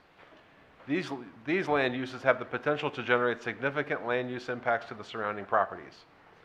These issues include traffic, light pollution, stormwater runoff, noise, trash, and odors. While many of these impacts can be addressed by the county's development standards, the relatively narrow and deep lot configuration could introduce these impacts further back into the block and to the bordering properties' rear yards. Next, staff would look at the commercial viability of the proposed rezoning. For a commercial rezoning to allow for a successful commercial development, it would generally require a location with good visibility, good customer accessibility, a location that is a destination or is along an existing high-traffic corridor, and retail development relies on buying power within a defined trade area, reasonable travel time for customers, and significant traffic counts. This usually dictates the location of commercial properties at intersections of arterial or collector streets or on highways. The subject property technically has 200 feet of frontage along Country Club Road, but the shape of the parcel and the existing development on that parcel only allows for a 40-foot visibility gap between the existing buildings. The property is located mid-block on Country Club Road. The mailings for this property exceeded 250 mailings for the surrounding homes within 1,000 feet of the property. This shows the density of the residential development around the subject property. The nearest commercial use is approximately 1 mile away and adjacent to Highway 70. Given this information, the property would have a good customer base, but would meet none of the other factors for a successful commercial rezoning. Staff would next look at the 2030 master plan. The future land use map for this area does recommend low-density residential land uses, or 1 to 4 homes per acre, for the subject property on the surrounding properties. The master plan does note that neighborhood business centers are not specifically designated on the land use plan. However, they can be located within the low-density residential land use areas to meet the convenience shopping needs of a neighborhood. The plan does, however, lay out locational criteria for these centers. It includes a criteria that it should front on either an arterial street and a collector street, or 2 collector streets. This proposed rezoning would instead be located mid-block on 1 collector street. Based on the review of this factor, staff feels it does not meet the 2030 master plan. In conclusion, staff would note that if the property could be limited to the proposed use as a private membership gym, then the impact of this land use would essentially be the same as it is currently. However, rezonings cannot legally be limited or conditioned. When considering the range of permissive uses in the proposed C2 zoning district and the potential land use impacts within a residential block, the requested rezoning has the potential to introduce significant negative land use impacts. Additionally, the specific location does not have the factors necessary for viable business uses, considering the commercial real estate factors. And staff has received 37 letters of opposition to this rezoning request. Upon the analysis provided, staff recommends that the Planning and Zoning Commission deny the requested rezoning application. Any questions for staff?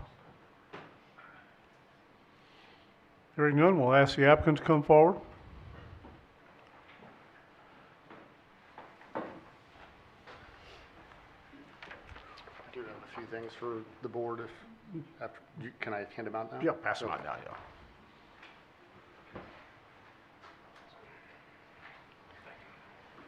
Thank you.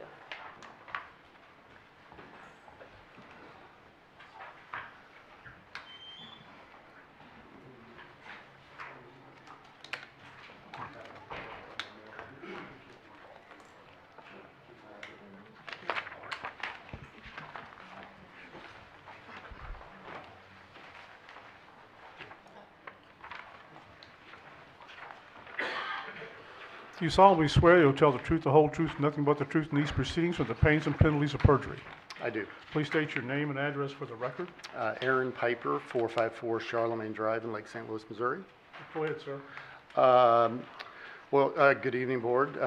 Thanks for the opportunity to talk a little bit about our vision for the Country Club Road and hopefully clear up a few of the issues and try to move forward here. Obviously, like I said, my name is Aaron Piper. My wife and I have lived here for 23 years. We have two young boys, 15 and 13. We've grown up in the county. We've noticed over the course of the last 5 years, maybe 10 years, that the diminished quality as far as indoor activities or indoor sports has basically decreased significantly. You know, one, either they're closing, or two, they're restructuring to other sports, other hobbies. Pickleball obviously is a very popular one at this point. Not a lot of kids, younger kids, necessarily have that drive to do that. As far as sports in general, and this is our passion for my family, we love any kind of sports and activities. Trying to keep the kids off of electronics is our one main passion. We know that sports or activities or exercises, show a huge improvement, not only in physical development, but mental development, social skills, how we interact, and it gives us a great foundation for basically our long-term and our adult life. So when we look at these factors, that's part of the reason why we're so passionate about trying to, have this plan work for us. If you ask any kid, their dream obviously is to go pro. When you ask a parent that has a kid in sports, their passion is that they develop a strong foundation to become a better person in the community. And that leads into a better physical, a better mental approach. And ultimately, if that keeps them off the screen and it gets us into a situation where a lot of those negative side effects with screens that we're starting to see more and more because we can't help it. I mean, unfortunately, it's the nature of where we're at today is that kids are in screens in schools. They come home, a lot of times parents, that's what they throw at them. We want another option. We want something else for our kids. When I met Sean Singleton, who is owner of Team Unleashed, we met him about 4 years ago. He was a trainer for our kids. Immediately we knew that the passion that he had, not only for basketball, but he had a passion for kids. We were very trusted in that, that we found the person that would be another added part for our kids' benefit. So, like most trainers, he's bounced around trying to find gym trays, trying to find places that are not only nice, quality places, but safe places in an area of need. That's where he finally came across True Success Church, where he started renting from them in 2025 in May. That's where he was currently at. When that opportunity arose to sell, he was selling the property, the owner of True Success. There was a lot of things we didn't know when we purchased it. But he came to me, we said, hey, you know what, this is a great place for you to set roots. This is a great place. This is my community, this is my county that I've lived in for 23 years. Let's go ahead and move forward with this plan. And we wanted to just be a nice, successful branch of the community. And we knew it was in a residential area. We thought we would be able to work around and get it to where we were only limiting the use, and I don't know exactly now after talking to and hearing a lot of it, is how do we go about doing that to where we're only basketball, because we are strictly not wanting anything else. We only want it for training and team activities, and that is it. We're not trying to pull a fast one like some maybe organizations. Unfortunately, we can't help what the past owners or organizations did with this land. But the only thing we can do is move forward and hope that we can have the community trust us to basically do the right thing for our kids. And that's ultimately what Sean and I's goal is. To address a few of the concerns that we did notice on emails, you know, due to the building size, we're not changing anything. We're not changing the size of it. We're not changing, you know, the nature of the gym. It's very limited in size. We're not going to be having major tournaments. We're not going to be having major, you know, spectator sport, you know, events at this facility. It is mainly for training and team training. So that the traffic flow will be to a minimum. It currently is operating or was operating like that prior to our purchase. The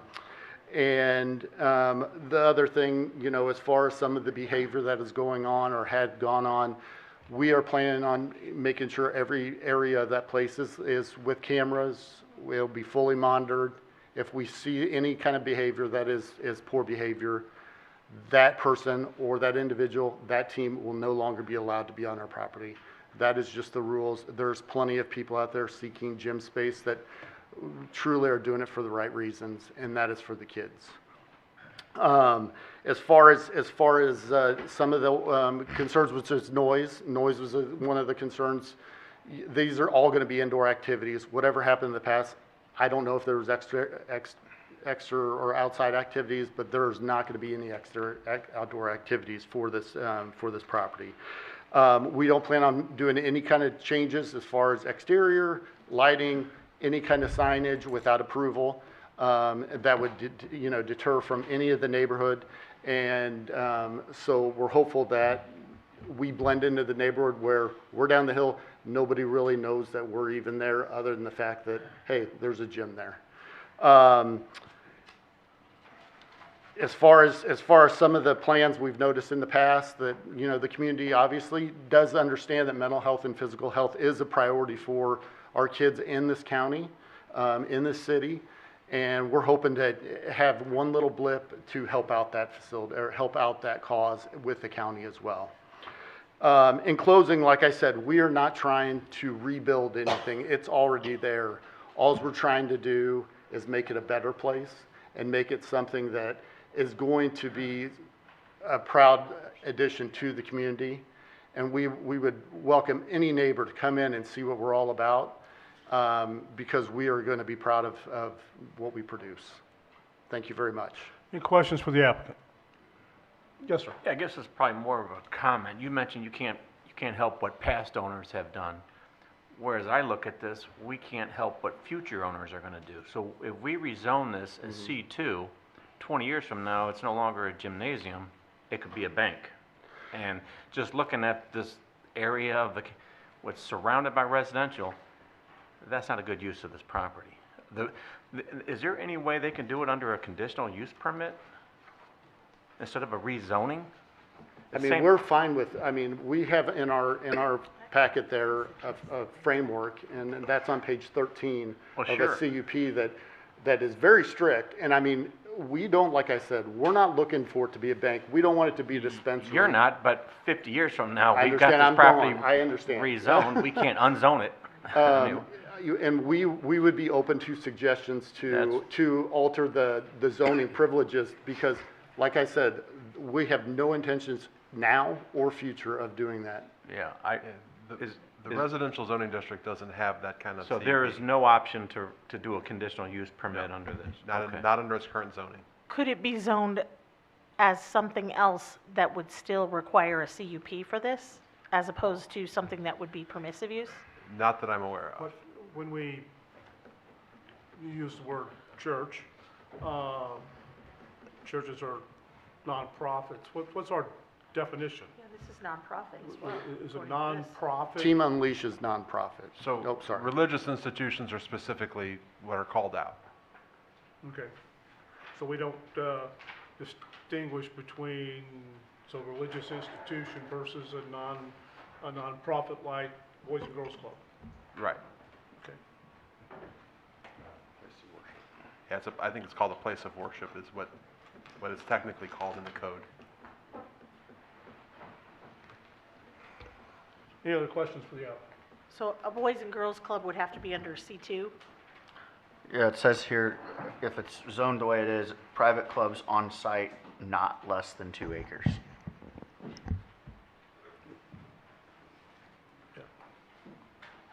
Okay, thank you, sir.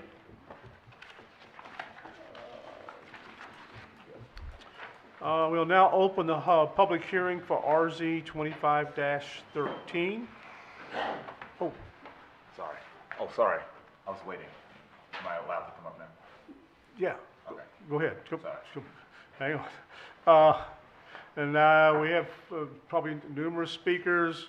Remind you about, after we've heard traffic and property values a couple times, don't be repetitive.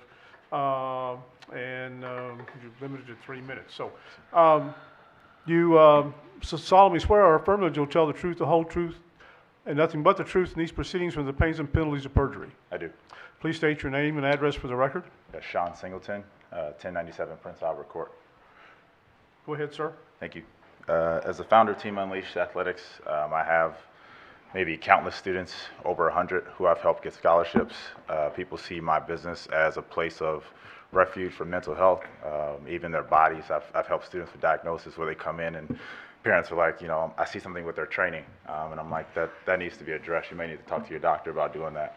So a lot of programs, just in general, I think youth sports is becoming a very thorn in my side because everything's about money. Everything's about getting everything first, and I'm sure you guys have kids. So a lot of people don't operate from the premise that I'm operating under, which is essentially students' development comes first, all the winning and all the accolades come second. And that philosophy has built me not even successfully as a coach. Like my thing is, are the students getting better? Are they getting to their goals? Are they accomplishing what they want to accomplish? And so what we're doing with this property, again, as the person who'd be there day to day running it, Aaron already outlined the CUP framework for you guys up there. We're willing to modify that or do whatever we need to do, but as you know, we can't do that under the current code because it's too large. So that's why we're here requesting the C2. I'm 29, and 50 years, I don't plan on dying, but I can modify my operating agreement as a nonprofit to make sure the succession plan for that would protect against whatever bank or whoever wants to come in. You can't sell it until my estate wouldn't be able to sell it unless it's to another operator who's going to run it the same way I'm running it. And that could be put me at a leverage. I'm all invested into this property. Again, I'm 29, so we spent quite a lot of money on this building. So my future is pretty much in this building.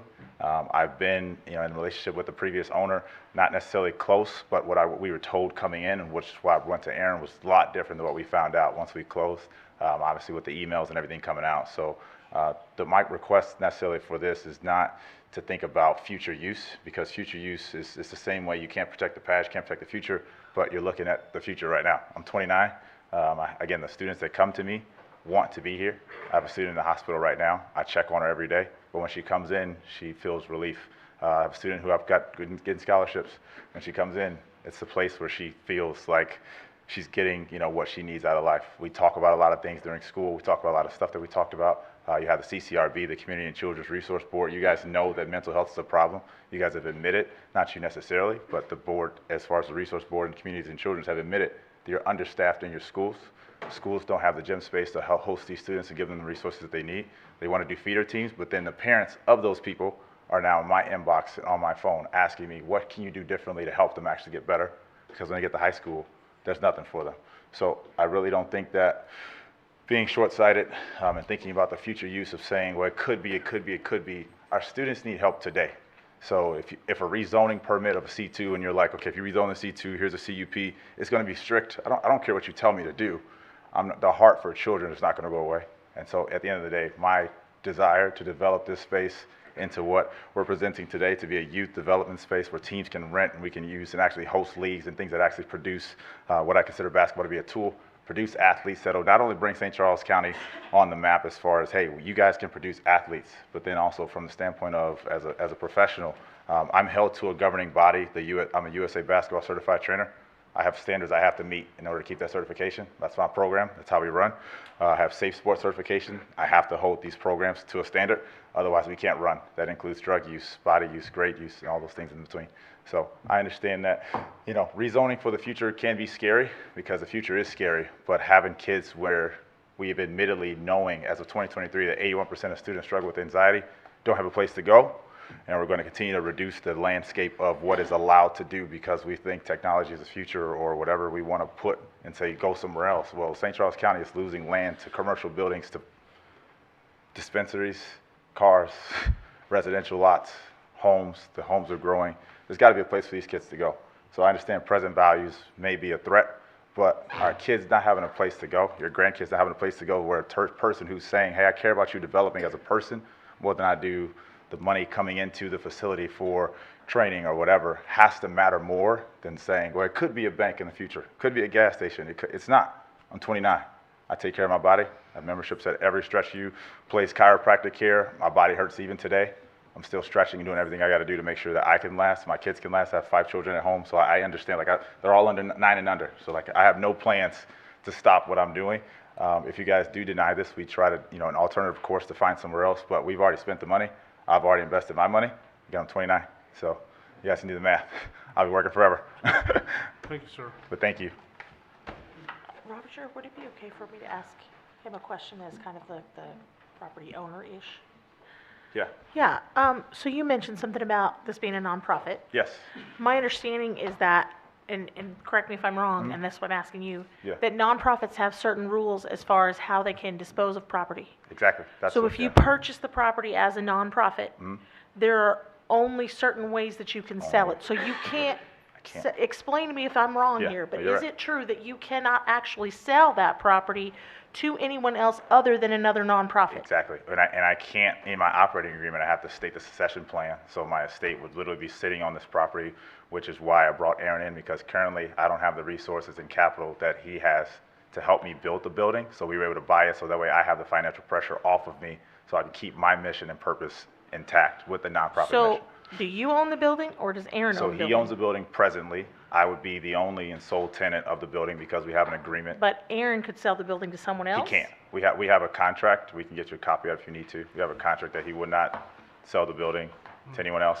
We have So first you're right. basically saying that legally speaking, if you were to put this here, Yeah, that the only way that you could sell it to anyone else is if you were to sell it to another nonprofit, like Correct. another church or something. You actually cannot can't. sell it to a bank or Right. anything else. Legally, I can't. And any other nonprofit that you were to sell it to would have the same rules. They could not sell. So basically, this land would be trapped forever to be in some sort of nonprofit status. It could never be any other commercial. Yes, but I have run it differently than the present nonprofit organization that they And did is in the that past. anything that's enforceable? Yes, 100%.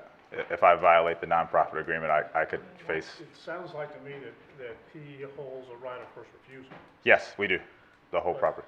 Yeah, but a right of first refusal says that if a commercial entity comes and is offering to buy, he has to offer it to Sean, Mr. Singleton, first, and of course, But if he doesn't have the money and can't Then- buy it, then then he- the commercial person could buy it. to buy it. So in order for it to really be trapped in that nonprofit status, you would have to own it as opposed to someone else. We have a five-year plan to So do you that. have like a seller finance kind of a situation? Yeah.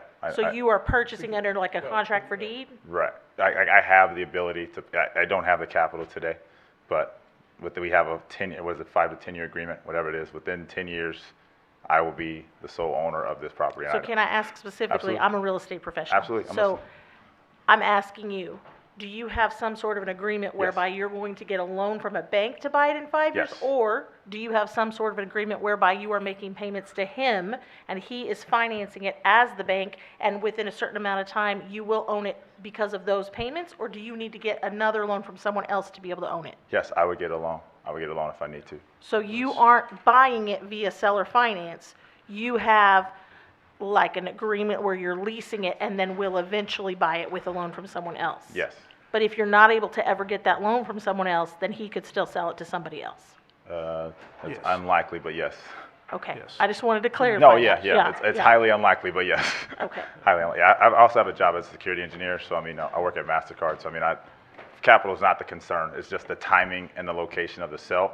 I could not buy it today because of what he was just trying to get rid of it, and I'm like, hey, I can't do it today, but Aaron, if you can help me today, I can buy it back from you, and he obviously worked with this. Is there any way you could structure it to Yes. where you would in fact be locked in and we could guarantee that it could not be sold to another commercial entity? For example, if he were to sell it to you and the title would in fact be in your name and you were making him payments, for example? Yes, we're Or willing. a contract for deed, for example? We're willing to do that if that's what it takes, because we don't plan on using this property for anything else other than what its intended use.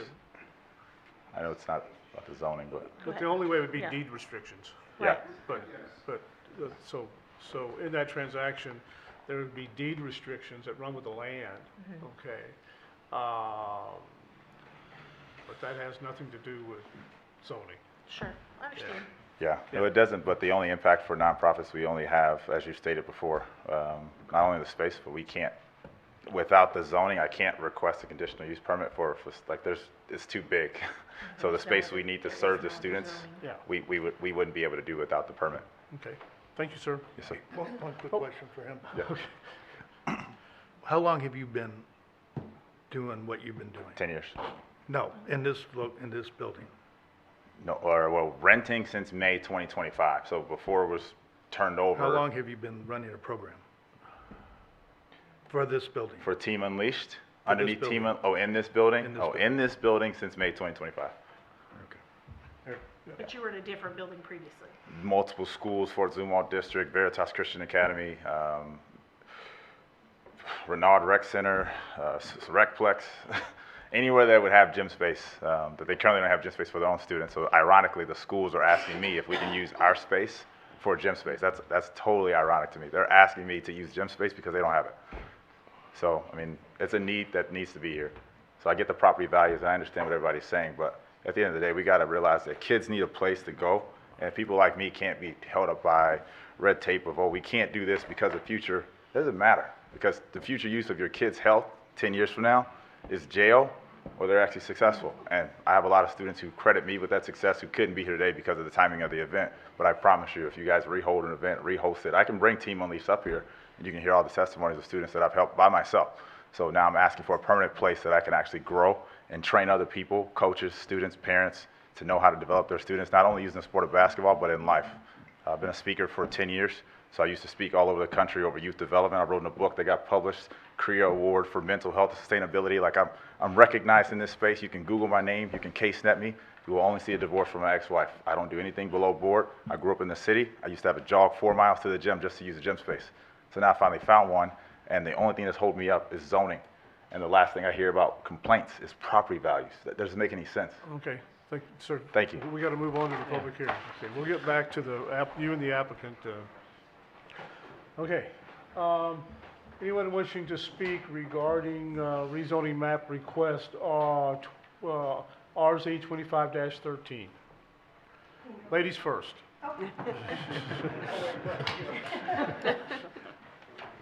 Hello. You solemnly swear or affirm that you'll tell the truth, the whole truth, and nothing but the truth in these proceedings under the pains and penalties of perjury. Yes. Please state your name and address for the record. Gina Gable at 26 Williamsburg Court, St. Charles, Missouri, 63301. Okay, go ahead, ma'am. So I have property that is right up to the back of this church, to this lot. And I know everybody in the room is going to talk about the property values, the noise, all that, so I'm not going to talk about that. I'm going to talk more about, so I have my master's in health. I'm a coach as well. I understand I actually have to go to get my kids from hockey, so that's why I jumped up real quick. But them saying that it's for the kids and trying to pull on your heartstrings, that's just what's bothering me. They're saying that it's only going to be a gym, which if you look on Instagram right now, they have videos out saying, this is going to be the place to be. It's going to be packed here. They're getting preferred vendor list, bounce house groups. They're already marketing rental facilities, indoor and outdoor spaces. So currently where I live, the noise is outrageous when this music is on. Even if they're in there in the gym, I live there, I've been there all summer. I know they say they're not going to smoke the weed, be outside, be loud, but I'm just concerned about it being right in my backyard. And I know lots of other people in this room as well. So the other thing, even a conditional use, it would just be nerve-wracking because, like you said, the future is just uncertain, and the sky is the limit once it's rezoned. So we've already seen this. He sounds kind of like the coach when he was speaking, sounds like the guy that owned it before. He wrote a book, he had all these good intentions, and we already saw what happened with that. So just worried about the noise levels, the potentials for these party rentals, and whatever else it can be. So thank you very much. Okay, hold on. Come on up. Jerry, can you, well, we can't open the packet. No, none of us have been able to open the packet, but Can you put something up? can you maybe put the GIS,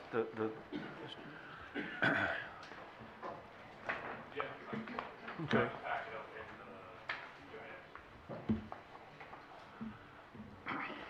Okay, you ready? Yes, sir. You solemnly swear or affirm that you'll tell the truth, the whole truth, and nothing but the truth in these proceedings on the pains and penalties of perjury. Yes, sir. Please state your name and address for the record. My name is John Klein, and I live at 10 Misty Hollow Court, St. Charles, in the Greenfield subdivision, which is adjacent to Williamsburg. And first off, I'd like to thank everybody for the process here that we have to speak for or against the proposed change within the property there on Country Club Road. I'd also like to thank Mr. Baker because I think you offered some great insight this evening.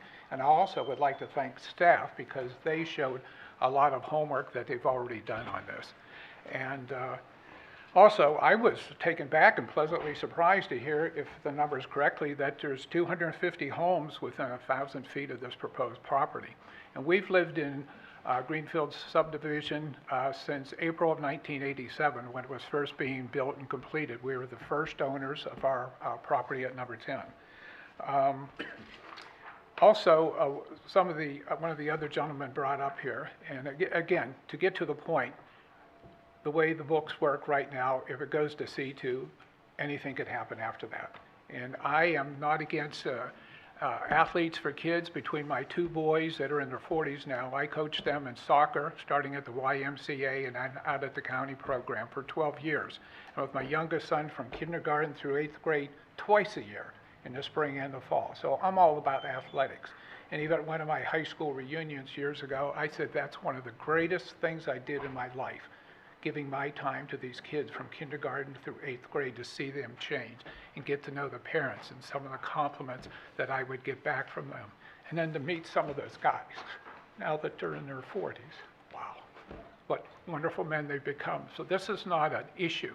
This is about property use and zoning and so forth. And I don't take anything away from what the gentleman said about his commitment to youth and athletics and how important that is. That's important for all kids. This is really an important part about the zoning in our community there. And the other gentleman, I'll say hello to him afterwards. I'd be very happy to invite him to our church, and I won't mention the name, just to see what our church is doing for the entire family and the communities and so forth. So in a nutshell, that's it, and I appreciate your time. Thank you, sir. Someone else? Up. Ladies first.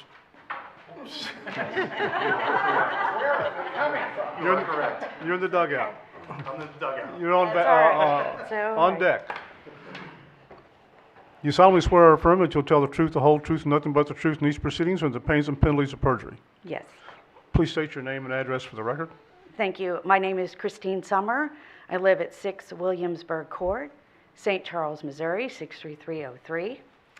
I currently live in the subdivision adjacent to this property. I have been here at this property for 24 years and have been involved in the community for over 46 years. I have submitted a written statement that I submitted, but apparently you can't have access to it. Just the things I kind of want to point out, just for the record. This property is currently zoned single-family residential. All the surrounding properties are zoned residential. There is no commercial, as the staff said, I think within 1 mile of this property.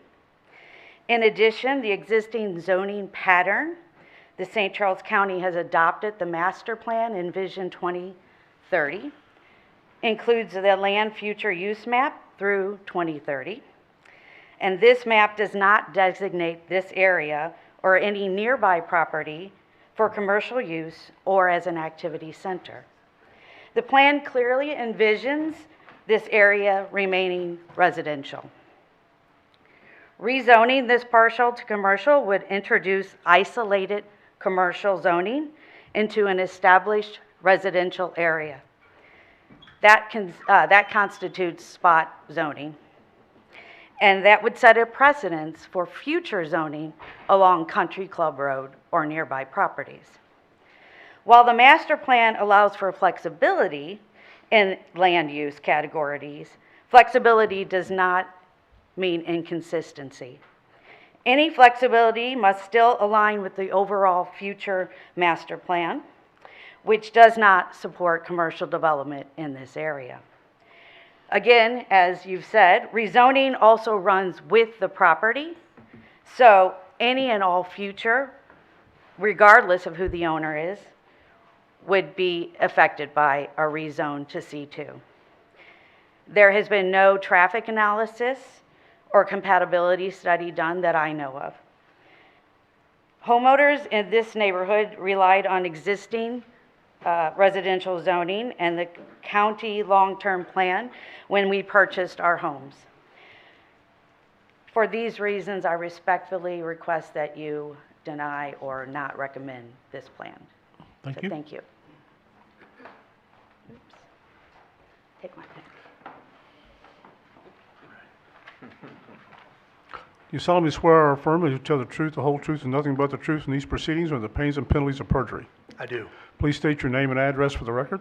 My name's Dan Bierman. I live at 2001 Coreywood Drive in St. Charles, Missouri, 63303, and it's the subdivision right across the street. I'm going to read this letter that concisely sums up how everyone in the neighborhood that I've spoken with, which is about every one of them, feels about this matter.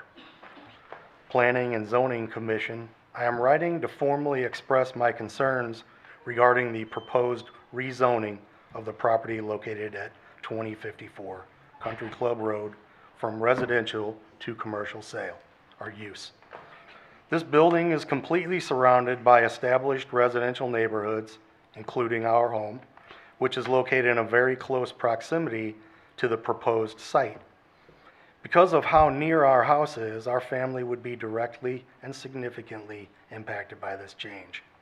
Increased traffic, which we already see, delivery vehicles, lighting, and ongoing commercial noise, especially during early morning and evening hours, and it would dramatically affect our quality of life. We're a family with 2 small children, and maintaining a quiet and safe environment is essential to their well-being. Nights are already challenging with the young children, and additional noise from commercial activity would make restful sleep even more difficult. The increase in traffic also raises safety concerns for those children who live and play in that neighborhood. We're also concerned because the property has already been hosting weekend events, and the impacts are being felt now. Before any rezoning approval, during these events, attendees regularly park within our subdivision, often ignoring posted parking only on one side restrictions. It's created congestion and at times made it very difficult for residents in that neighborhood to safely enter and exit the subdivision, including emergency access concerns. Additionally, when the church located next door to this property opened, noise levels became so excessive that residents, including our family, were forced to contact the police. This past experience further heightens our concern that expanded commercial use will bring ongoing noise and traffic issues that the surrounding residential area is not equipped to handle. Finally, this rezoning would have a serious impact on our property value. I apologize for bringing that up. However, that is an important issue. If this change is approved, we would likely need to begin looking for a new home immediately, not because we want to move, but because selling our home after the rezoning would be far more difficult and financially damaging. This places an unfair burden on families who have invested in this neighborhood with the expectation that it would remain residential. We respectfully ask that you consider the real documented impacts already occurring and the long-term consequences that this rezoning would have on surrounding families and neighborhoods. We urge you to reconsider and deny this request and preserve the residential nature of this area. This letter was written by my neighbor, Dr. Rakovan. She couldn't be here tonight, and again sums up my neighborhood sentiment. And I don't mean one or five, I mean all of them. There's 71 houses in the neighborhood. I've probably spoken, or the people that I'm dealing with in the neighborhood have probably spoken to every one of them. No one wants this. And in conclusion, I'd like to let the committee know that this matter has not even been approved or denied, but the owner has already put up a new sign, has already paved a driveway to a new expanded parking lot that he put in there, and put an additional entrance off of Country Club, and erected 3 storage sheds. There's also a limousine bus and a recreational vehicle that are parked there, and they're obviously for rent or lease or whatever it is. I see them coming and going. Additionally, the owner is also conducting weekly basketball events, all without a business license, because it's not a church anymore. It's, you, go ahead, I'm sorry. Your time. I'm being timed? You guys. Okay. All without a business license. So it begs the question of what will the owner or Mr. Singleton, I'm still confused about that whole setup, what they will do if they get approval. Will the new owner comply with the regulations, or will they not comply with the regulations? We'll ask those questions. That's all I have. Thank you. Anyone else wishing to speak regarding RZ 25-13? Good evening. Good evening. You solemnly swear or affirm that you will tell the truth, the whole truth, and nothing but the truth in these proceedings or the pains and penalties of perjury? I do. Please state your name and address for the record. My name is Raymond Johnson. I reside at 1677 Wild Goose Run, St. Charles, Missouri. Go ahead, sir. Okay. And as I've been listening, we'll knock out things, traffic or whatever the case may be. But I did want to just say traffic is a way of moving road or public services through our byways. It can be where it's heavy, light, smooth, slow, congested, bumper to bumper, jammed, hectic, intense, but frustration in some of the things where you have a lot of people coming together in one location, trying to meet a commitment of being there on time for the game, whatever the case may be, you can have a problem there. I'm just going to go to, again, one of our residents. And the reason I bring this person up is that this is the type of resident that I believe not only our subdivision, our neighborhood, but St. Charles is looking for. This couple is in their mid-30s, very professional. Their home is immaculate. Their cars are immaculate. I mean, these are the types of people that I believe that not only do we want to attract, but we want to retain. So the letter reads, I am writing formally to express my concerns regarding the proposed rezoning of the property located at 2054 Country Club Road from residential to commercial usage. This building surrounded by well-established residential neighborhoods, including our own, which is located 1,000 feet away. Because of how near our house is, our family would be directly and significantly impacted by this change. Increased traffic, delivery vehicles, lighting, oncoming commercial noise, especially during early morning or evening hours, would definitely dramatically affect our quality of life. We're also concerned because this property has already been hosting weekend activities and impact on our lifestyle. Late at night, early in the mornings, traffic.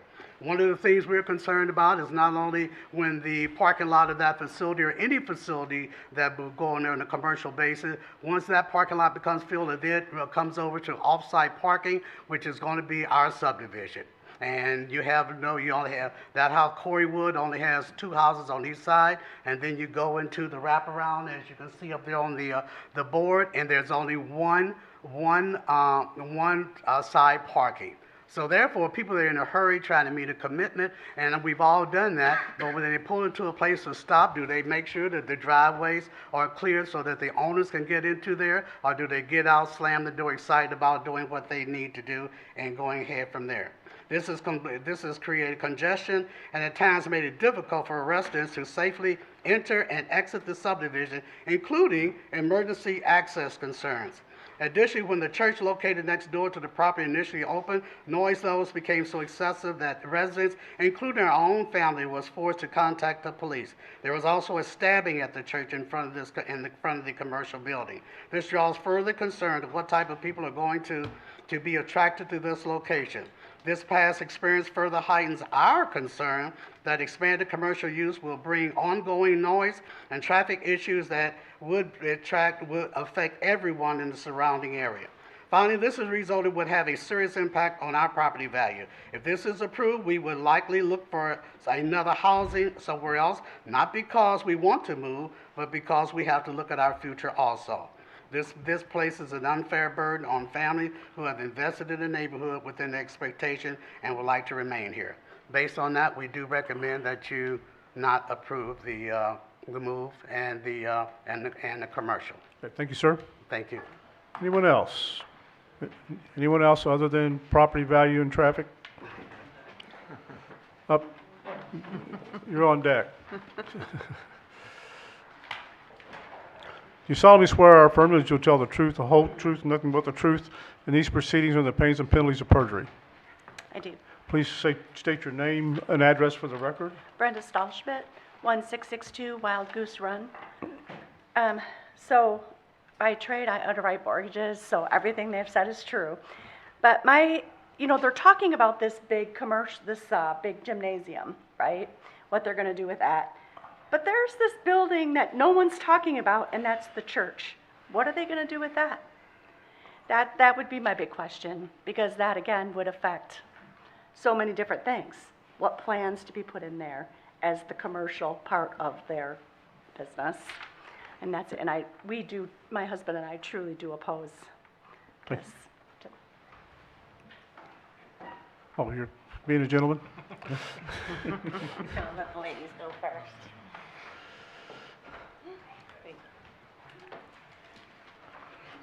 You solemnly swear that you'll tell the truth, the whole truth, and nothing but the truth in these proceedings under the pains and penalties of perjury. Yes. Please state your name and address for the record. My name is Denise Mitchell. I live at 2056 Lost Meadow Drive in St. Charles, Missouri. Go ahead. I am the city council member for the city of St. Charles for this area that is adjacent to this property in question. And I just wanted to state to the commission, because I'm not really sure if you saw everything in your packet with the issues with media that we've been having tonight, but I wanted to make sure that you were aware that the city of St. Charles sent in a letter of opposition for this rezoning, because just like the county has the plan for your zoning and zoning in the future Envision 2030, the city of St. Charles also has a city comprehensive plan that regulates land use. And one of the biggest things for us is that we want to protect our residential areas in the city. And this property does not fit in that. And I just wanted, there's a lot of other things that have been presented tonight, and I just wanted to make sure that you were aware that the city sent in a letter of opposition because it would conflict with our plan, and to know that, you know, we're a city within a mile and a half of this area. And so wanted to make you aware of that, and just to reemphasize that I respectfully request that you deny this application based on the staff's recommendations. Thank you. Thank you.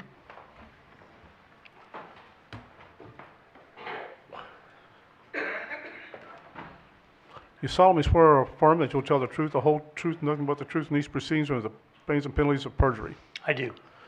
Please state your name and address for the record. My name is Mike Summer on Williamsburg Court, non-incorporated St. Charles County. And just, the reason I'm here tonight is to talk about what is on the agenda, and that is for the rezoning of this property, not a lot of the other things that we've talked about so far. Just so you know, I'm a 23-year resident of where I live right now, and I'm not here as a county employee. One thing, from what I understand, you're not able to open all the PDF files that were attached. We have them now. You have them now. So you have 72 pages of documents to look at, which is what was posted as of 5 o'clock last night. Today, this afternoon, staff posted another 5 pages of signatures of folks that are in opposition of this rezoning request. This property, as you will see once you have a chance to read the information from the City of St. Charles, is surrounded by the City of St. Charles on the north, the west, and the south. My subdivision is the property just to the east, and there's 3 parcels of property that are directly next to the parcel that's being requested to be rezoned. You've already heard about the comprehensive plan for the city, that it doesn't comply with that, and it's not in compliance with the 2030 county master plan, so we'll move on. One thing I was amazed at when I started looking at this, there are 256 parcels within 1,000 square feet of this place. Some of them are parks, such as Wapplehorst, Francis House School District, Central Fire District, Ameren UE Spire. All the rest of them are residents. There's not one commercial property within 1,000 feet of this parcel. One thing, though, that I was aware of is all the activity above and beyond the church and the gymnasium that's happened on this property over the past 5 years. I went and checked to see how many police reports occurred. And as far as I know, there was only 2 reports that had been filed, and that's a stabbing and a disturbance. But then I thought, well, how many calls have actually been made for assistance to this property in the last 4.5 years? There have been over 30 calls for this parcel within the last 30 years when it's been operating as a church. This has been for peace disturbances, suspicious vehicles, verbal disturbances, party disturbances, domestic violence, assault, and once again, this is as a church. I can only imagine what would happen if it would become commercial property. I am very much pro-business, a business owner in St. Charles City for over 30 years. I was prior president of the chamber here in St. Charles. But I do not agree with the location of this property for commercial. The reason I brought a lot of this up is, it is a new owner. But if you notice, you listen tonight, it's the same company that's renting the property over the past 5 months. So I think a lot of the trends would continue going forward. I think that Mr. Piper and Mr. Singleton, I think they have a great business plan. I just don't think it's the right location for this activity. And so one other thing I'm going to do real quick here is I'm going to try to save you guys a lot of time. If everybody behind me that is in opposition of this rezoning, if you would stand up just real quickly. I have no idea how many people are standing up, but that's what I have. Thank you. Thank you. Okay. With that, is there anybody else wanting to speak? Really fast. I'll be fast too. Really fast. Thank you. You solemnly swear or affirm that you'll tell the truth, the whole truth, and nothing but the truth in these proceedings under the pains and penalties of perjury. Yes, I do. Please state your name and address for the record. My name is Dee Muir. I live at 1726 Winding Glen Drive, St. Charles, 63303. Go ahead. I have been a resident in this current neighborhood for 33 years. I grew up there. My family had a home built, went to high school. After college and marriage, I moved back to this neighborhood to raise my family. Like everybody else has said, it's a very well-established neighborhood. As a mom of teenagers and a current educator in the St. Charles School District, I do acknowledge and agree with the fact that we need places for kids to go and have somewhere to go, and applaud people who are in it for the kids. My main question and concern is from their website. When they've only spoken about how it will only be a place for sports events and for these trainings, their website lists girls' night out, proms, graduations, weddings, $250 an hour. What is that plan from their website? Is it the church's website or Mhm. the? or Yes, the- if the you Team pull up the Unleashed True website? Success Church site, it Okay, is well, part that's- of their site. Church says it's online only, so, I mean, I can't dispute the church stuff, but So I'm this just is, curious. so this is The- not the church The that we're church discussing? isn't the owner. It's a new, they're called Team Unleashed. It's a new company. Okay, well, my other question that is along with the other people who have spoken is what will happen with that building? sense. Yeah. Since it is designated or was as a church, so. Yeah. My family is opposed to this. Thank you. Who else? Okay. Two more. Come up, you're on deck. Come on up. You have sit in the front row. Right there. It's like going to church. Do you solemnly swear or affirm that you will tell the truth, the whole truth, nothing but the truth in these proceedings and the pains and penalties of perjury? I will. Please state your name and address for the My record. name's John Panulo. I live at 1733 Winding Glen Drive. If I'm on my deck, I look directly at what he's now calling the Performance Center. They've been there since May. He says he wants to be a part of the community, but not once have they reached out to the local community. I'm very concerned about the performance, what he's calling the Performance Center, which is the old church. That's where they had events. I want to know what their operating hours are, what their intent is. Are they going to be holding team events in there? How late are they going to be there?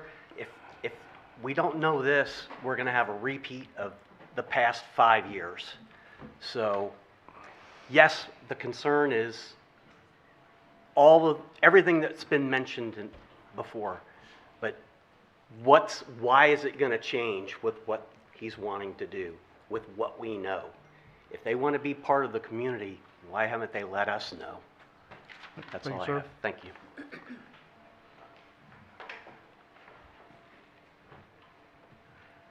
You solemnly swear or affirm that you will tell the truth, the whole truth, and nothing but the truth in these proceedings from the pains and penalties of perjury.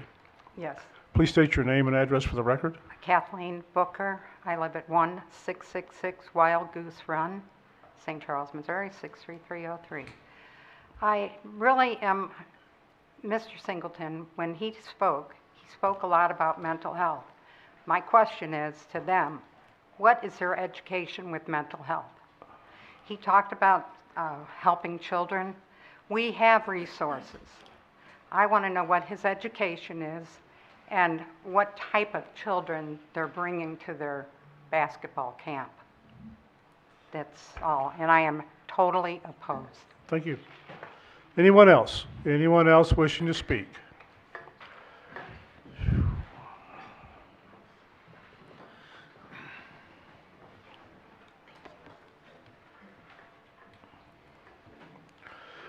You solemnly swear or affirm that you'll tell the truth, the whole truth, and nothing but the truth in these proceedings with the pains and penalties of perjury. Yes, sir.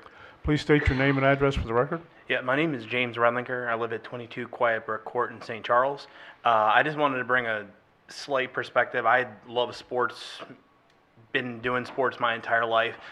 I specifically was involved in a lot of basketball. I was an IBO internationally certified ref, and something that I saw, not necessarily in the St. Charles area, but in basketball games in general, there were times as a referee, I had to be escorted out by the police because of threats of violence and other things like that. I'm not necessarily saying, especially if it's their teams and they're specifically coaching it, where I found stuff was in tournaments or rentals where there were outside teams that were coming in that were creating issues. Seems like they run a very tight above board ship. I wouldn't be concerned about their teams, but if you have people traveling in, you can't always control necessarily some of the reactions you get out of visiting teams. So that's just my personal experience that I wanted to share as a referee, specifically in the basketball space. So. Okay, thank you, sir. Anyone else? Anyone else wishing to speak regarding RZ 25-13? Anyone? This better be good.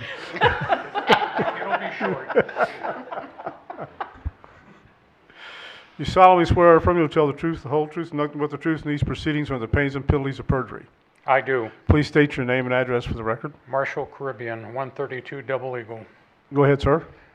I've just got a quick question for the council.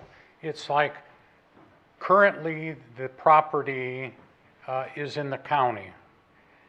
And if the council decides against the rezoning, will there still continue to be events held there? And or what will the current owner do with the property? Since it won't be rezoned as commercial, will it be sold as a church again? If it were sold to a church again, or if a church opened up again, will they be allowed to hold events for profit like they have in the past in that facility behind the church? Thank you. Thank you. Anyone else? Yeah, I just found on, I'm sorry. I apologize. Do you solemnly swear or affirm you will tell the truth, the whole truth, nothing but the truth in these proceedings or the pains and penalties of perjury? I do. Please state your name and address for the record. Glenda Solinger, 22 Misty Hollow Court. Okay. Go ahead. I just found I went to their website, Now, whose website? the Team Unleashed Okay. website. And they're talking about renting our facility and having birthday parties and other events going on there. So Okay. it's not going to be just basketball. Okay. And it's not just their training. So we need a little bit more information, I think, as to what's going to happen there and what's going to happen between their gymnasium and what used to be their church building. And then they also have a house building there. And so is someone living permanently on site? And what is being done with the other buildings there? Thank you. Anyone else? Anyone else? Anyone else? Going. Public hearing for RZ 25-13 is now closed. We'll ask the applicant to come back.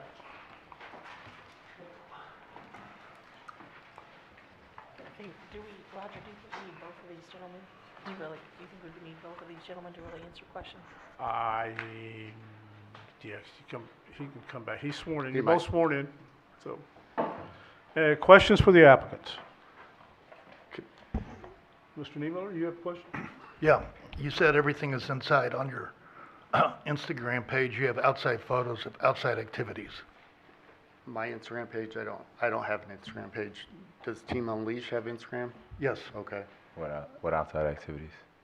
Hey, is that mic on? Is this on? Can you hear me? Yeah. Okay.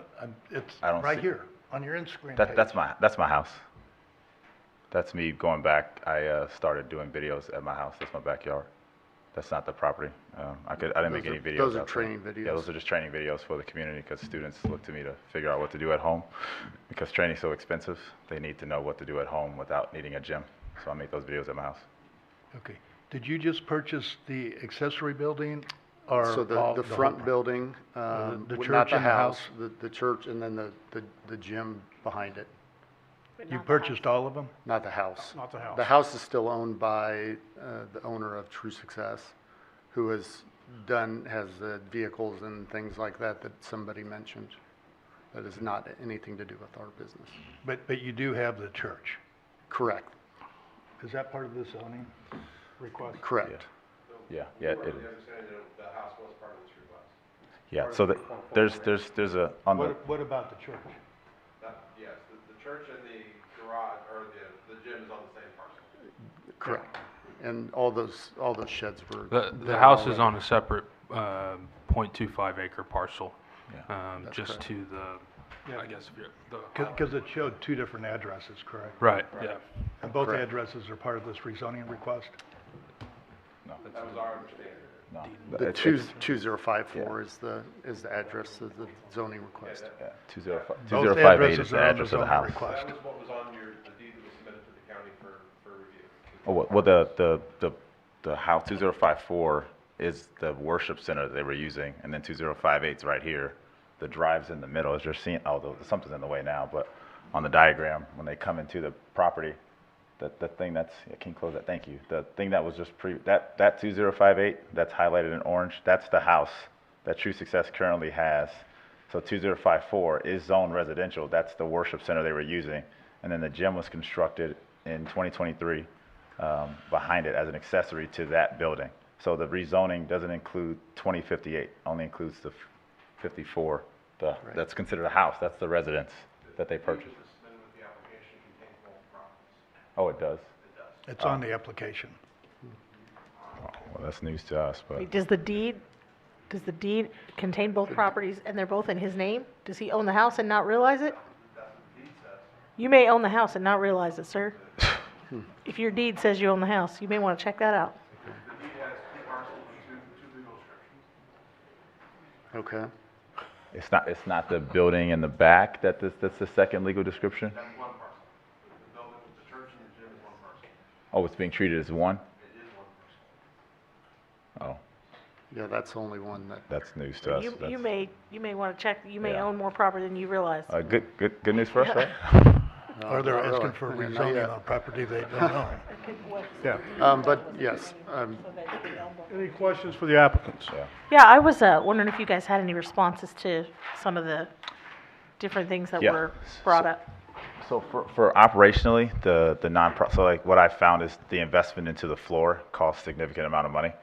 So we quite naturally don't want to host any birthday, like, because we know teams, like, it's for the kids, right? Students have birthdays. Part of my philosophy is celebrating their birthdays and giving them spaces to have their birthdays. So that's why we advertise it. You can use it because it has to be available. The original use case for that space that's considered the church is a performance center because I believe that the body needs to also match the mind. So obviously I don't want to get into the mental, I'll address the mental health portion of what we address later, but at the end of the day, the physical fitness portion of that is included inside of all of our training packages. So we host, and we want to host, to address the gentleman who said we didn't say anything. We couldn't because I wasn't allowed to because it wasn't zoned yet. So I couldn't really do anything besides the families that I had been there since May wanted to see the renovations that we've done.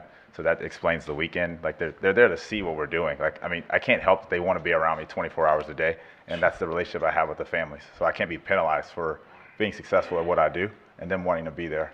Just as much as the residential property, you have people over your house that you enjoy. It's residential. They like coming to the place where I'm at and where I've been for the last 6 months. So they see me as being there, and so that explains the weekend activity. But that's what our plan is for that top building, is a performance center that'll be coherently with our programs for training to allow for performance training from the resistance bands, any type of cardio, like the parents when they're there with their kids for an hour, they also want a place to work out. So I'm trying to like use it so they can still use a space where they're not sitting in the gym just bored. I'm trying to increase the community usage of like, okay, it was used as a church improperly before, in my opinion, because a church is a place of worship, and accessory to a church is not meant to be used as a commercial use under the guise of tax-free income. That's not my intention. But we have to advertise it to a way that it's there, but that's the only way you can get like the CEO, the Google CEO, and all the stuff about business networking and stuff that I understand as a cybersecurity engineer and as a web design professional. We kind of have to have those words in there so they know we exist. It's because it helps us with the organic reach when they search for Team Unleashed online. Oh, you also have a performance center. They click the link and it goes to our site and they say, oh, you can use this space because I have other teams. Again, as I mentioned before, schools are asking me for a gym space. They do not have the spaces inside of their schools. I don't know if this is a scheduling problem or a space problem, but to me they're telling me they don't have the space to do that. So I'm opening up, and we've invested in having that space to be used as that. And if they have a birthday party every now and again because they turn 10 and they like Team Unleashed that much, they want to use our event space to do that. We're not charging an absorbent amount. I think it's $75 an hour. I mean, I'm not making a ton of money on rentals. It's just so we don't have food on the floor that costs a little over 6 figures to do. So we don't want to mess that up. So I just want to make a comment to you.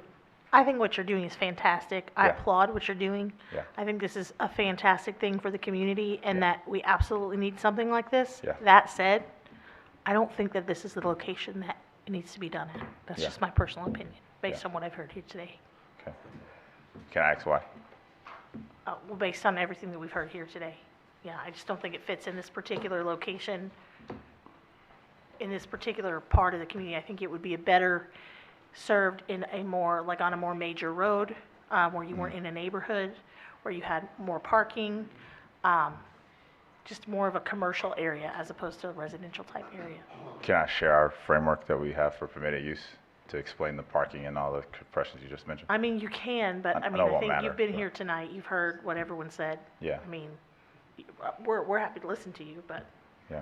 you know, I mean, with the building currently, you know, it was approved for putting in a gym behind, you know, at this point, I mean, obviously it needs to serve Right. some purpose, you know, and with restrictions, I feel like it would be the fair thing to work something, you know, and that's so what. I would agree with you. I think that if we could do it as a conditional use permit, that would be fantastic. Unfortunately, that doesn't appear to be an option. Because we asked the planning and zoning, you know, people, and they said that that's not an option. There's no way to do it in a way that is not a commercial zoning with a conditional use. I wish there was. So if we, and I'm not saying we would do this, if I started a church and bought the building from him, would I still be permitted to do what the church was doing before? Yeah, probably. But that's illegal by definition. That's by the own law, that's illegal. And I'd be committing perjury saying that I wouldn't do that. I would do that if I plan on doing that. So I'm not doing that. It's not our intention because that's what the previous owner's doing and that's what the complaints are for, of operating illegally. So with all due respect, I don't want to pay the sins for someone doing something wrong illegally for us trying to do it legally. We have conditional uses that can limit facility capacity, hours, traffic, people. I mean, it's only 9,500 square feet in the gym, and there's very little space for people to actually sit. I think there's probably 50 parking spaces there, so I'm not sure, you know, the vision of what people hear commercial and they think basketball and they think, oh, this is just somebody trying to make more money. This is what I'm trying to stop, and I'm willing to do, as I've said before, under oath, our permit and our framework that we're trying to do requires C2 zoning. We cannot do anything else anywhere else. And if I go somewhere else, I have to pay a premium to get the exact same thing and come right back here and ask for the exact same thing in another building. And I'm not saying it's fair. It's just the law allowed this church to operate the way that it did for so long, and now we're paying the price of what the church was allowed to do for trying to say, hey, we know this is illegal, technically legal, but it's not right. It's not, there's no integrity in that. And so I'm standing here because I have students watching at home. Their parents are watching me now, and they know we have to represent ourselves properly. And I know that this doesn't seem to fit what people might agree with as a C2 commercial place, but the legal requirement, like I'm willing to modify I'm the owner and founder. You're talking, I mean, you had one gentleman show up with the owner's not even here. Like, I'm not even supposed to be here. This is his building. You know, it's his money, if I'm being honest. I'm just here because I believe so much. And not only my commitment to him, but my commitment to these kids who, if I'm denied and we're denied, or will not have a place to go. Did you not sign a lease with him, though? I did. But we can't use the space the way that the lease is designed if we can't get the zoning, because that would be, again, illegal. So I can't do that. So I know that they're saying we've been using it. I have not seen one of those residents come and ask me what we've been doing. They haven't made an inquiry on the website and asked me what we're doing because those are students coming there literally for me to see our space. And I'm not operating like a business. They're just there for me to be there. I don't know how that's illegal in any case of the word. I can't speak for the rest of the commission. I I'm understand, sympathetic yeah. to your plight. I understand, yeah. I wish there was some way we could figure it out. I'm not seeing a way. Yeah. So under C2 with the nonprofit agreement, even with our succession plan in place legally that I have to adhere to through another accounting body, through my agreements with the conditional use permit being zone C2, that's still not enough to limit. You can't do a conditional use permit. If it's zone C2, we can. Well, if it's zone C2, it's permissive use. You wouldn't need a conditional use So permit. we wouldn't need one. So there's no zoning. So there's no way to do a conditional use permit Oh. under So under C2 C2. zoning, and there's no other zoning that you can do where it would not be a permissive use, but it could be a So conditional my use. nonprofit would have to own the parcel in order for my legality of the succession plan Well, to be I'm in not a place. lawyer, so that's a Roger question. That would have to be, because that's the only way. If we own the property as nonprofit, I have to present that and file that with the federal government. So if something happens to the nonprofit, it's locked into my mission and cause. I can't do anything else. My understanding is that he's correct. That's He the does law. know that. That's the law. So I mean, we can do something. It's just your choice to say, I'm not trying to be disrespectful, but you have to make a choice on, okay, do I trust this guy or not based on what was done now? Right now, We don't that have that option. property is, I've asked that question, our definition is a house of worship versus a nonprofit, okay? And we're so not a church, yeah. There's an organization called the Golf Foundation of Missouri, okay, that I'm associated with, and we're a nonprofit. Yeah. And we run a summer camp and, a golf summer camp in Forest Park for inner city kids. So I understand your mission, because Yeah. I'm involved, given 2 months of my life in the summer with giving inner city youth an opportunity to do something athletic. Yeah. But there's a difference between a church and a house of worship and a nonprofit. I have a question for staff. Under the R1E, it looks like a conditional use could be a private club, and I mentioned that earlier. It says private club not less than 2 acres. This is 3 acres. And this is actually 3 acres. So could this actually be a conditional use if they were to make it into a private club situation, charging like a membership or something like that, and then it's a private club, and that would be a conditional use under their current zoning? Another option would be potentially calling it a private school of some sort. Because it's kind of like a sports school. You have to review that. I can't answer offhand. Depends on the details. We'd have to look at the definition for private club, for instance. I know there's been various types of private club. In fact, there was a private club down southwestern part of the county for a wine club, a private wine club. At Chandler Hill. Right, and Yeah. so I know part of the definition is having a membership and membership list and all that, but I just want to point out, there could be actually options, right? So Thank you. while we thought there wasn't options, after looking through it a little more, there may be some options that we can play with. So there down might be a line. way they could come back under a different situation, either with a different location or a different situation with the same location. Could be the that same would not location, be a just commercial structured a little zoning. bit different to help meet some of the codes. I'm going to caution the applicants to not accept anything that the board might be saying as advice. Sure. And I'd recommend that you get your own legal counsel. Yeah, I have. If there is an appropriate method procedurally to do it, do not rely on anything that the board is saying as a promise or as legal advice of any kind. Yeah. Thank you. We're just spitballing here. No, I know. Yeah, my attorney's thinking too. You might counsel them about, I shouldn't say counsel them, but to give them some, they might want to withdraw. Yeah. Because if we vote, Yeah. and we vote in favor, then it would have to go to the county council, and they would have to vote in favor. If we vote and deny, then the county council to vote in your favor, you have to have what's called a supermajority, more than a simple majority. Yeah. So instead of, That's just for CUPs. oh, that's right, I'm Yeah. sorry. A legal remonstrance would trigger a supermajority for rezoning. Yep. We switched, my brain didn't switch from the CUPs to the, yeah, you changed the agenda. But you may want to consider seeking outside counsel. Yeah. Like potentially coming back with a different plan. So are we asking them to? Oh, that's up to them. We're just saying that's an option they have. Yeah. So I have a question. So presently, under residential code, is there anything we can do in the meantime? We can't answer that at this point. We'd have to do some more research. Okay. Okay. I wouldn't put through the denial. Okay. I guess we'd like to withdraw. Table it for January 12th? I mean, I don't think zoning. Table, no, because it's not changing anything, it's table. Right. Table or withdraw? If you would withdraw it, then you have the opportunity to make changes. Yeah, withdraw. And then come back. Withdraw.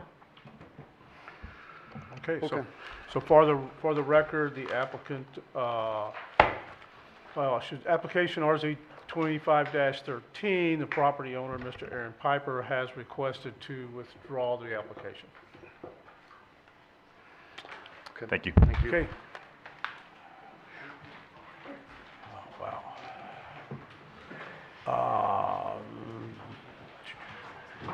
Now, how do I get back to, oh, crap.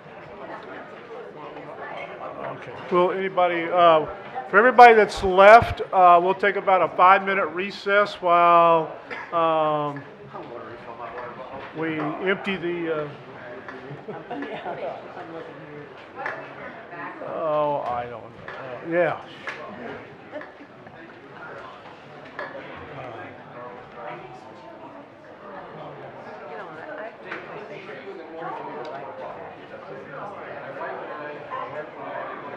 Well, and it's changing.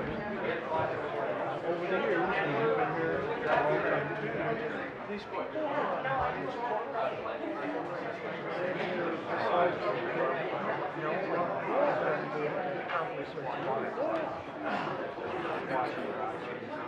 see, we did a deal a couple months ago that it was just, and the people that, fortunately, they had to still have it closed. Everybody had to close it. But the had a big sign saying this is commercial. So that's why these people do it. And so we were at here, and I was, the applicant didn't show up, and Robert was saying, well, they said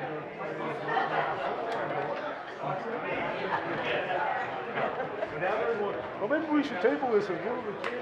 I'm going, because I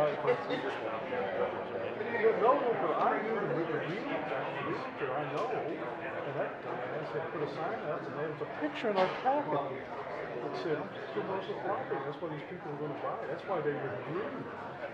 And I wouldn't, I'm not going to sit here and go, hey, my buddy Kyle, the realtor, put the sign up.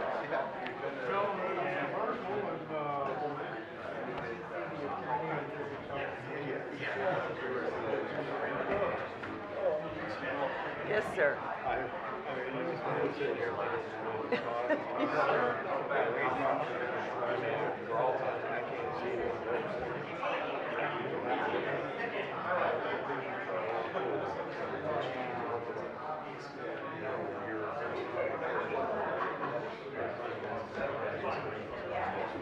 Well, there's somebody up here that could do it.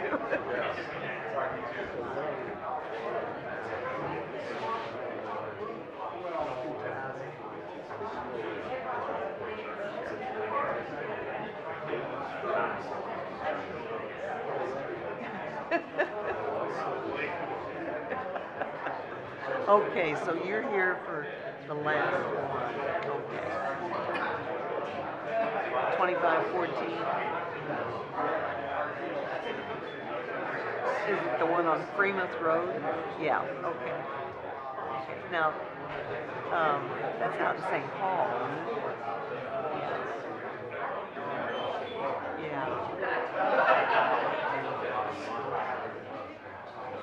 Oh, okay, okay. Is your name on here?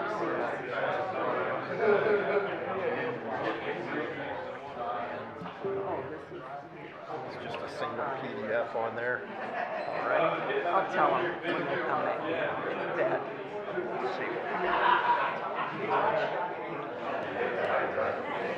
Oh, you know, my husband, he had 2 sets. Just couldn't do them.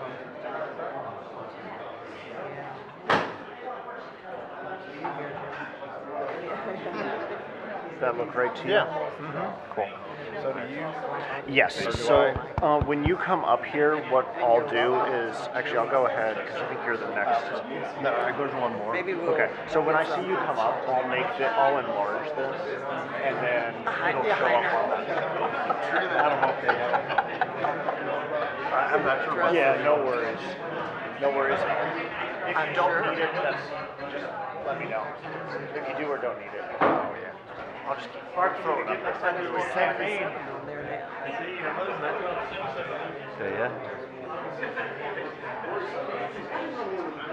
Well, this is enough.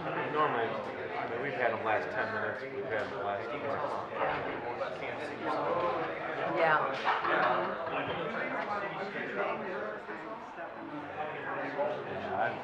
There's no way. Turn it off.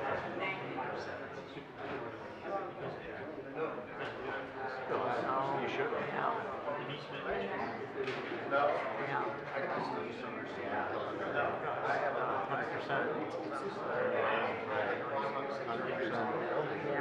You know, it's, I'm just thinking, going through all this stuff.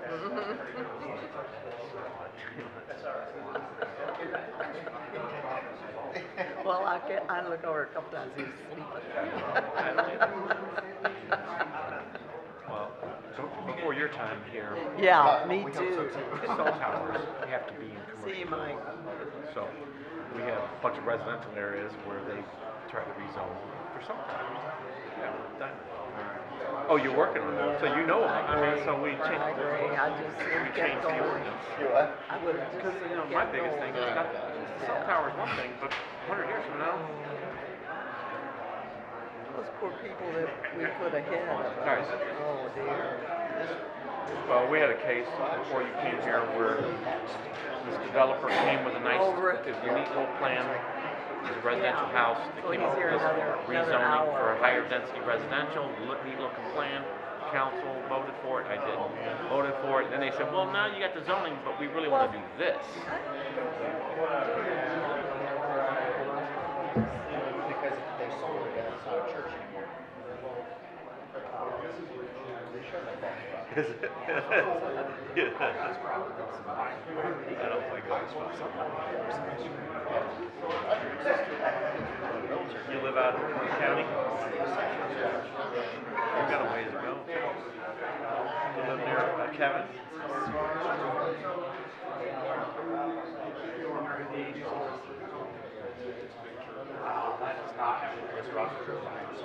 No, you know I do. I think a friend of mine got married.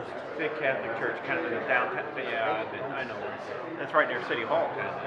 And I'm sure after they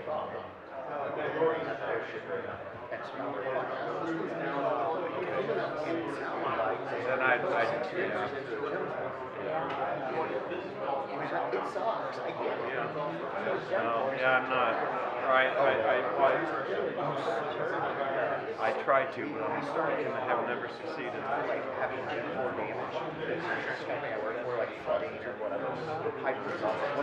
To me, it's I get frustrated enough in everyday life. I don't need something else. Christmas Eve and Christmas Day, right? So then they. Have you talked to Brian? Does he like it over there?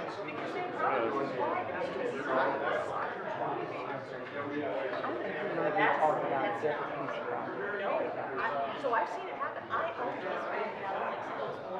What? I brought that up to Elmer. I hope we get that. Good.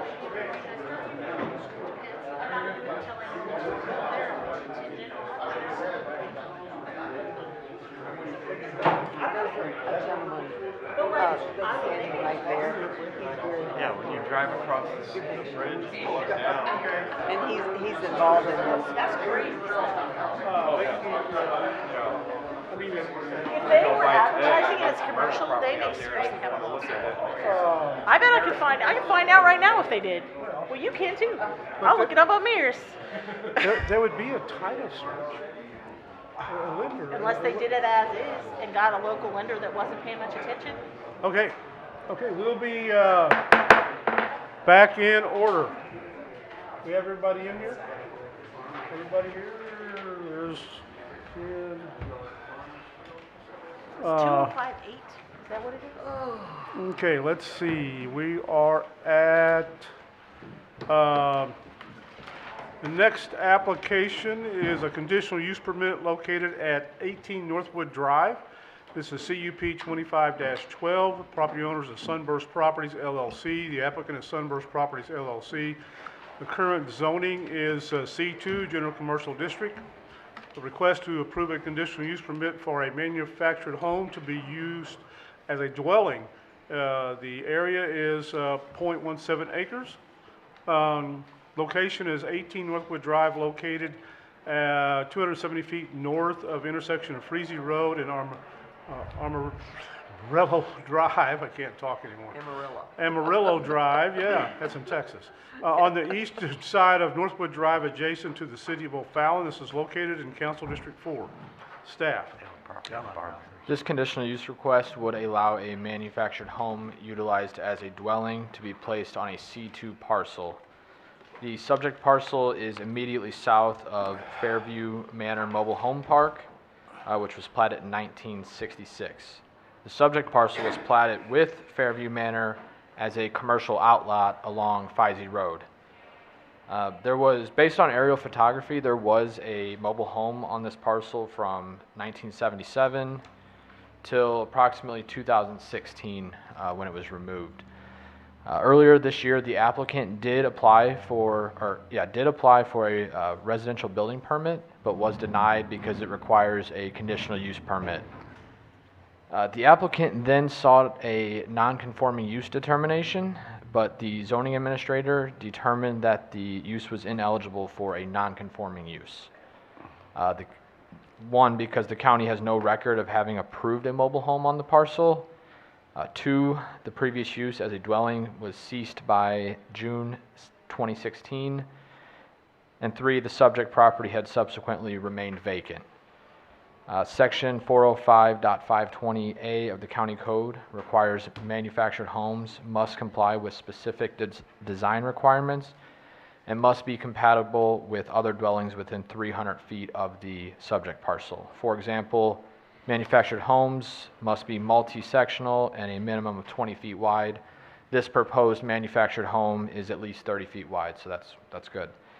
Due to the proximity of the existing Fairview Manor mobile home park immediately to the north, the Planning and Zoning Division recommends approval with the conditions listed in the staff report. Any questions for staff? I ask the applicants come forward.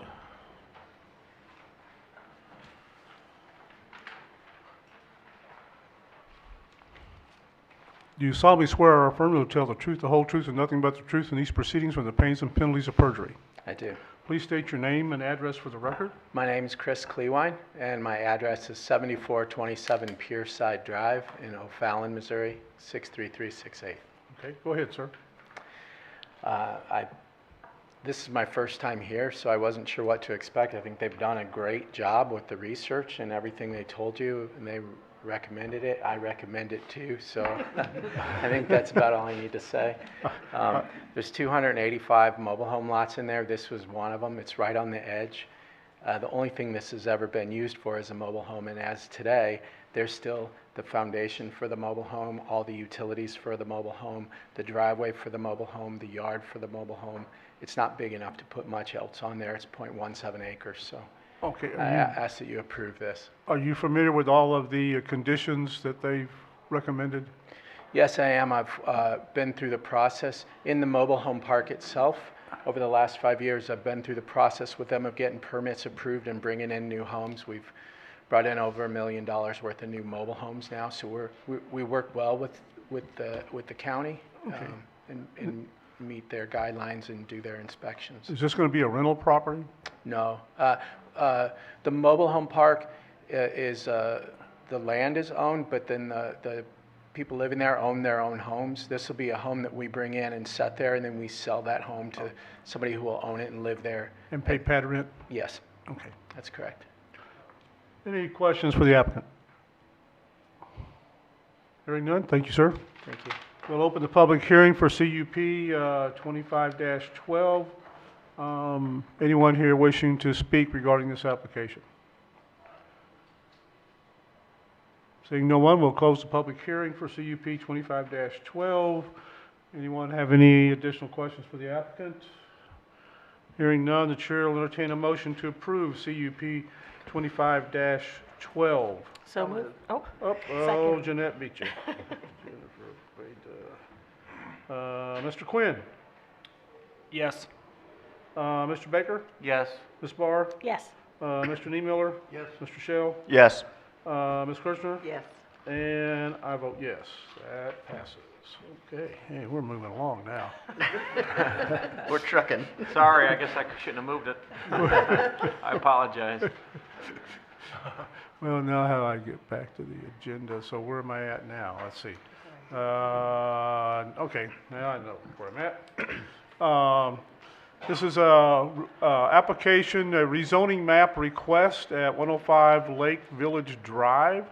The application number is RZ 25-12. The property owner is Yacht Club of St. Louis Marina.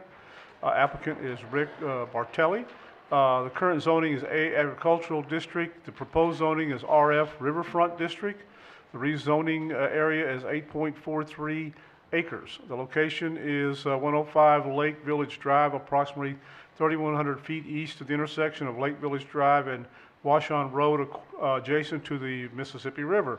This is located in Council District 6. Staff. The subject property is occupied by the Yacht Club of St. Louis, which is a marina with 265 boat slips and a restaurant on an 82-acre tract. The current request tonight is similar to a rezoning request that was previously approved by the County Council in 2023. That request in 2023 rezoned 51 of the 82 acres to riverfront. The request tonight is for additional riverfront zoning to the tune of 8.7 acres. The reason they are wanting to rezone additional acreage is for more storage for the marina. So they would be proposing a rock lot and a storage building, 8,400 square feet of storage building. The proposed use of accessory storage is permissive in the riverfront district as opposed to conditional use in the ag district. And since more than half of the property is already zoned riverfront, they are deciding to rezone more of it.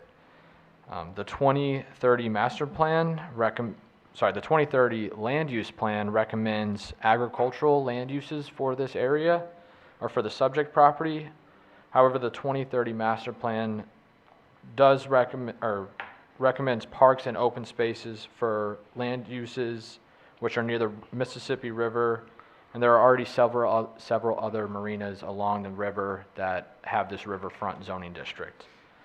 In the staff's view, the riverfront zoning district is better suited for the subject property due to its proximity to the river and the existing marina and other conditional uses. County staff recommends approval of this rezoning. Any questions for staff? Hearing none, ask the applicant to come forward.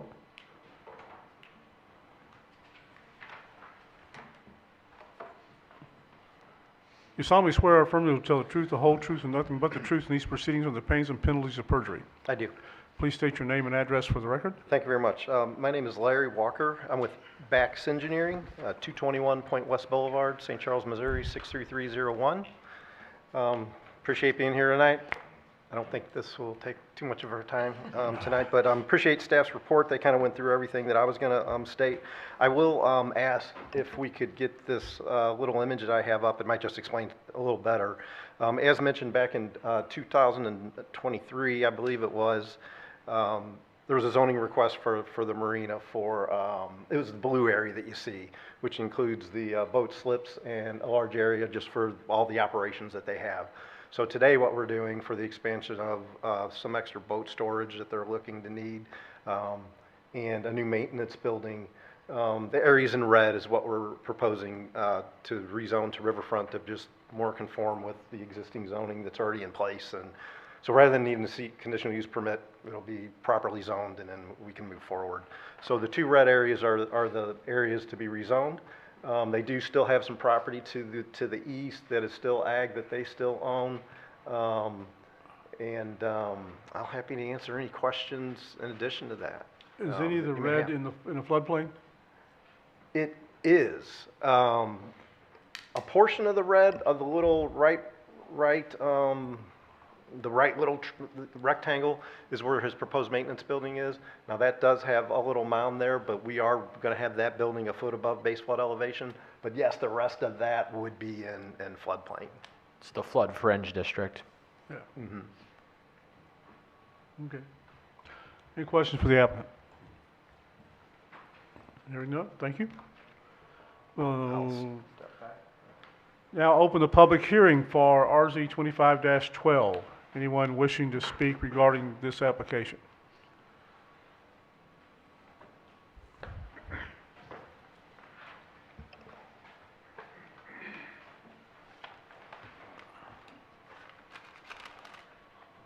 You solemnly swear or affirm that you'll tell the truth, the whole truth, and nothing but the truth in these proceedings from the pains and penalties of perjury. Yes, I do. Please state your name and address for the record. It's Clifford Steinman, 3171 Church Road, St. Charles, Missouri. Go ahead, sir. 63301. My concern is with the boat storage down there.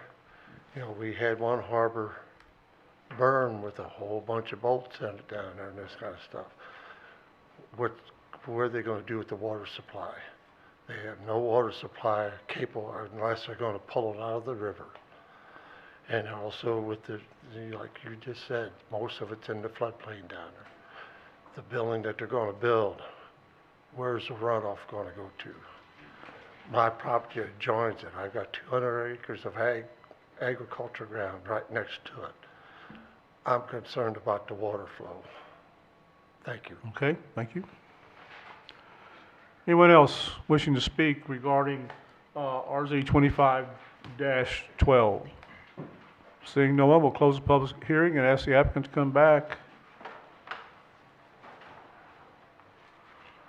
Thank you. Yeah. Water flow, I think that was mainly stormwater question, is what I understood. Looking at talking about the water flow, basically what happens with the water in this area and in the red areas, and of course the existing is, but basically from the red area, as you look to the bottom of the screen, right along the bottom of the screen, there's an existing ditch. Granted, we're gonna have to meet county requirements for stormwater runoffs, and we have submitted a site plan into them, but then we realized we had some split zoning, and then came before you with this application. But what we do have in the new plan that we're working on is we will be taking that water into a bioretention basin and treating it for water quality and containing that runoff. But there is a ditch that runs along that south red line, like the south, and then out to the river. So that's where that stormwater goes, and then out to the river. But we will be providing water quality because at this point with this new development we're doing, even though it's not huge, we are going to be required to do water quality for the site and stormwater control. Yeah. The site plan won't come back here since this is allowed, correct? No. Yeah, but- So you The guys. site plan will be all administrative. Yeah, and so we'll as long as it meets the technical requirements, you will stamp it. Yes. Okay. Yes, ma'am. Yeah, it sounded to me like he was saying that there had been a fire, and he was asking how you were gonna pull the water out of the river to put out fires. Oh, is Did that- I understand that correctly? There was a fire, about a year ago. Yeah, he was asking about the water supply. I think what he was asking was if there's another fire, where are you gonna get the water from? Because I guess there's not fire hydrants or something out there. He was saying you'd have to pull it out of the river. I think that was the question. Okay. It sounds like that is what he Another was one saying, of the, yeah. sorry, I apologize. That's okay. I don't have a 100% great answer for that one. I do know that they have water that they do truck into a site and they have a storage tank. I'm not going to say that that's enough for fire protection. I can find that information, but I'm not sure if this is a volunteer fire situation or one of my previous projects up in Silex was like that, but I'm not sure how the fires are handled on this site. That's going to be on the owner of the yacht club. I think he was just saying he was concerned. Because we that do there have might to be get another fire department approval and all of that, but. So you're just saying you do follow fire code Oh, and that yes, kind of yes, stuff? ma'am. I think he was just concerned that there might be another We have fire. to submit to all, of course, the county, but then also the fire department, utility companies, things like that. And most things down here with the county itself, Yeah. but. Any And other they do have questions? fire requirements, a certain amount of fire flow in that. I know on previous project, I'm just saying this is maybe a possibility. If their storage doesn't allow for enough, I have had situations where we pump water from, I've never done it from the Mississippi River, but a pond for fire protection with a dry hydrant. I don't know if anybody's ever heard of that. They have these hydrants that then have pipes that extend down into a lake that you can pump. So, I mean, that would also be a possibility here if it becomes necessary. Yeah, I think the owner's insurance company will Require something. require. You would think. Yeah, so. Any other questions for the applicant? Just got a quick question. We're requiring detention right next to the river? I'm just. Well, water quality, I've let staff, Okay. but, There's no detention though, right? we're not proposing any detention, but we are, Okay. since the area we're disturbing is getting to a certain point, we're provided to clean that stormwater, if you will, before we Sure. release it into the ditch and out. Okay. Clean it so it doesn't go in the dirty river? Yeah, following the rules. Okay, thank you. You have any other questions? No, I'm just curious. Following the rules. I'm watching the city do some work where they're not requiring detention or any water quality. So nowhere near the river as this is. Any other questions for the applicant? Hearing none, thank you, sir. Thank you very much. Chair will entertain a motion to approve application RZ 25-12. So moved. Mr. Shell made the motion. Who's a second? Second. Second. Mr. Niemiller, how do you vote? Yes. Yes. Ms. Kirchner? Yes. Mr. Baker? Yes. Mr. Shell? Yes. Ms. Barr? Yes. Mr. Quinn? Yes. And I vote yes. Okay, that passes. Moving right along. Okay. Now I'm down to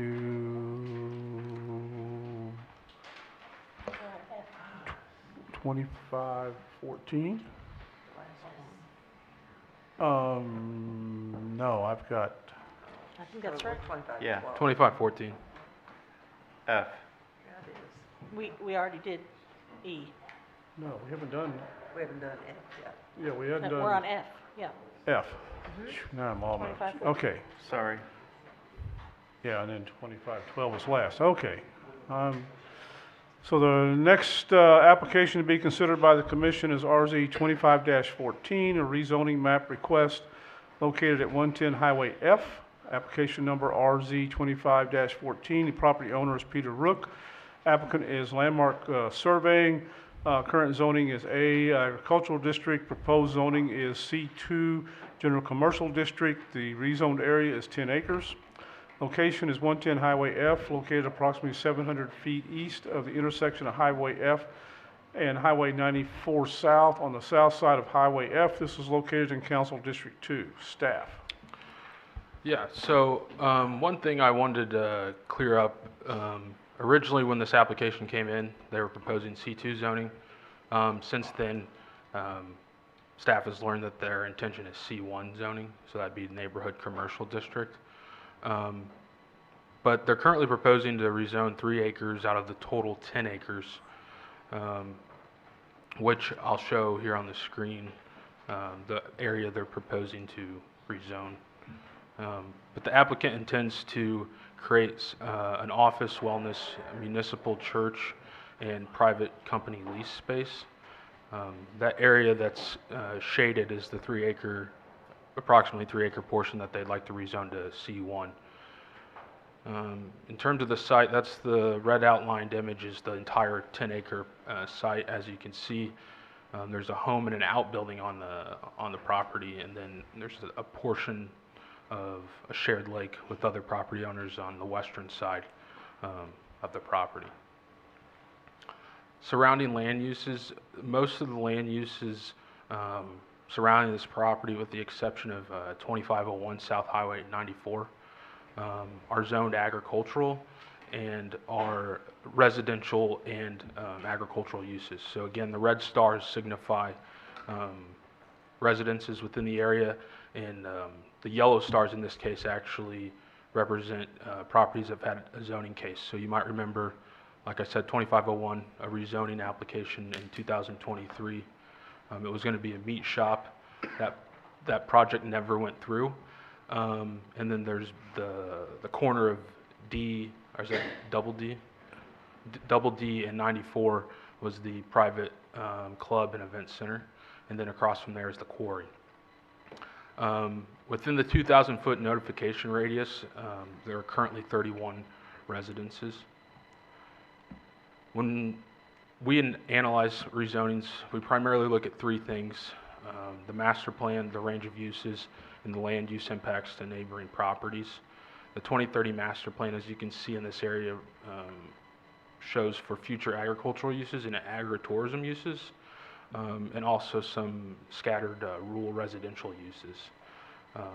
With that being said, this zoning change request would be inconsistent with the 2030 master plan. When you look at the range of potential uses under C2 zoning, similar to a case earlier, when you rezone a property, it's a whole new slew of development rights granted to the property owner, despite their intentions. And those uses would be far more intensive than what's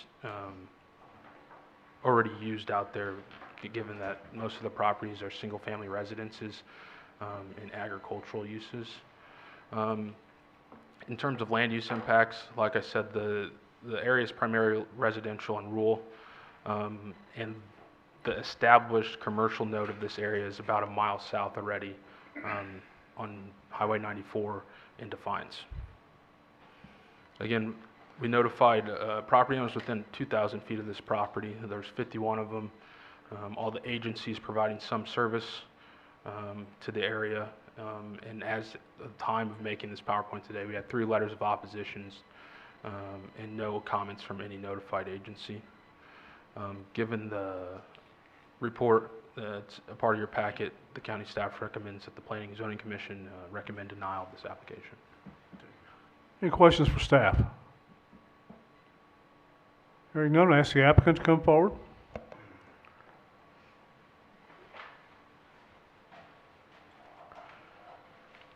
You solemnly swear or affirm that you tell the truth, the whole truth, and nothing but the truth in these proceedings with the pains and penalties of perjury. I do. Please state your name and address for the record.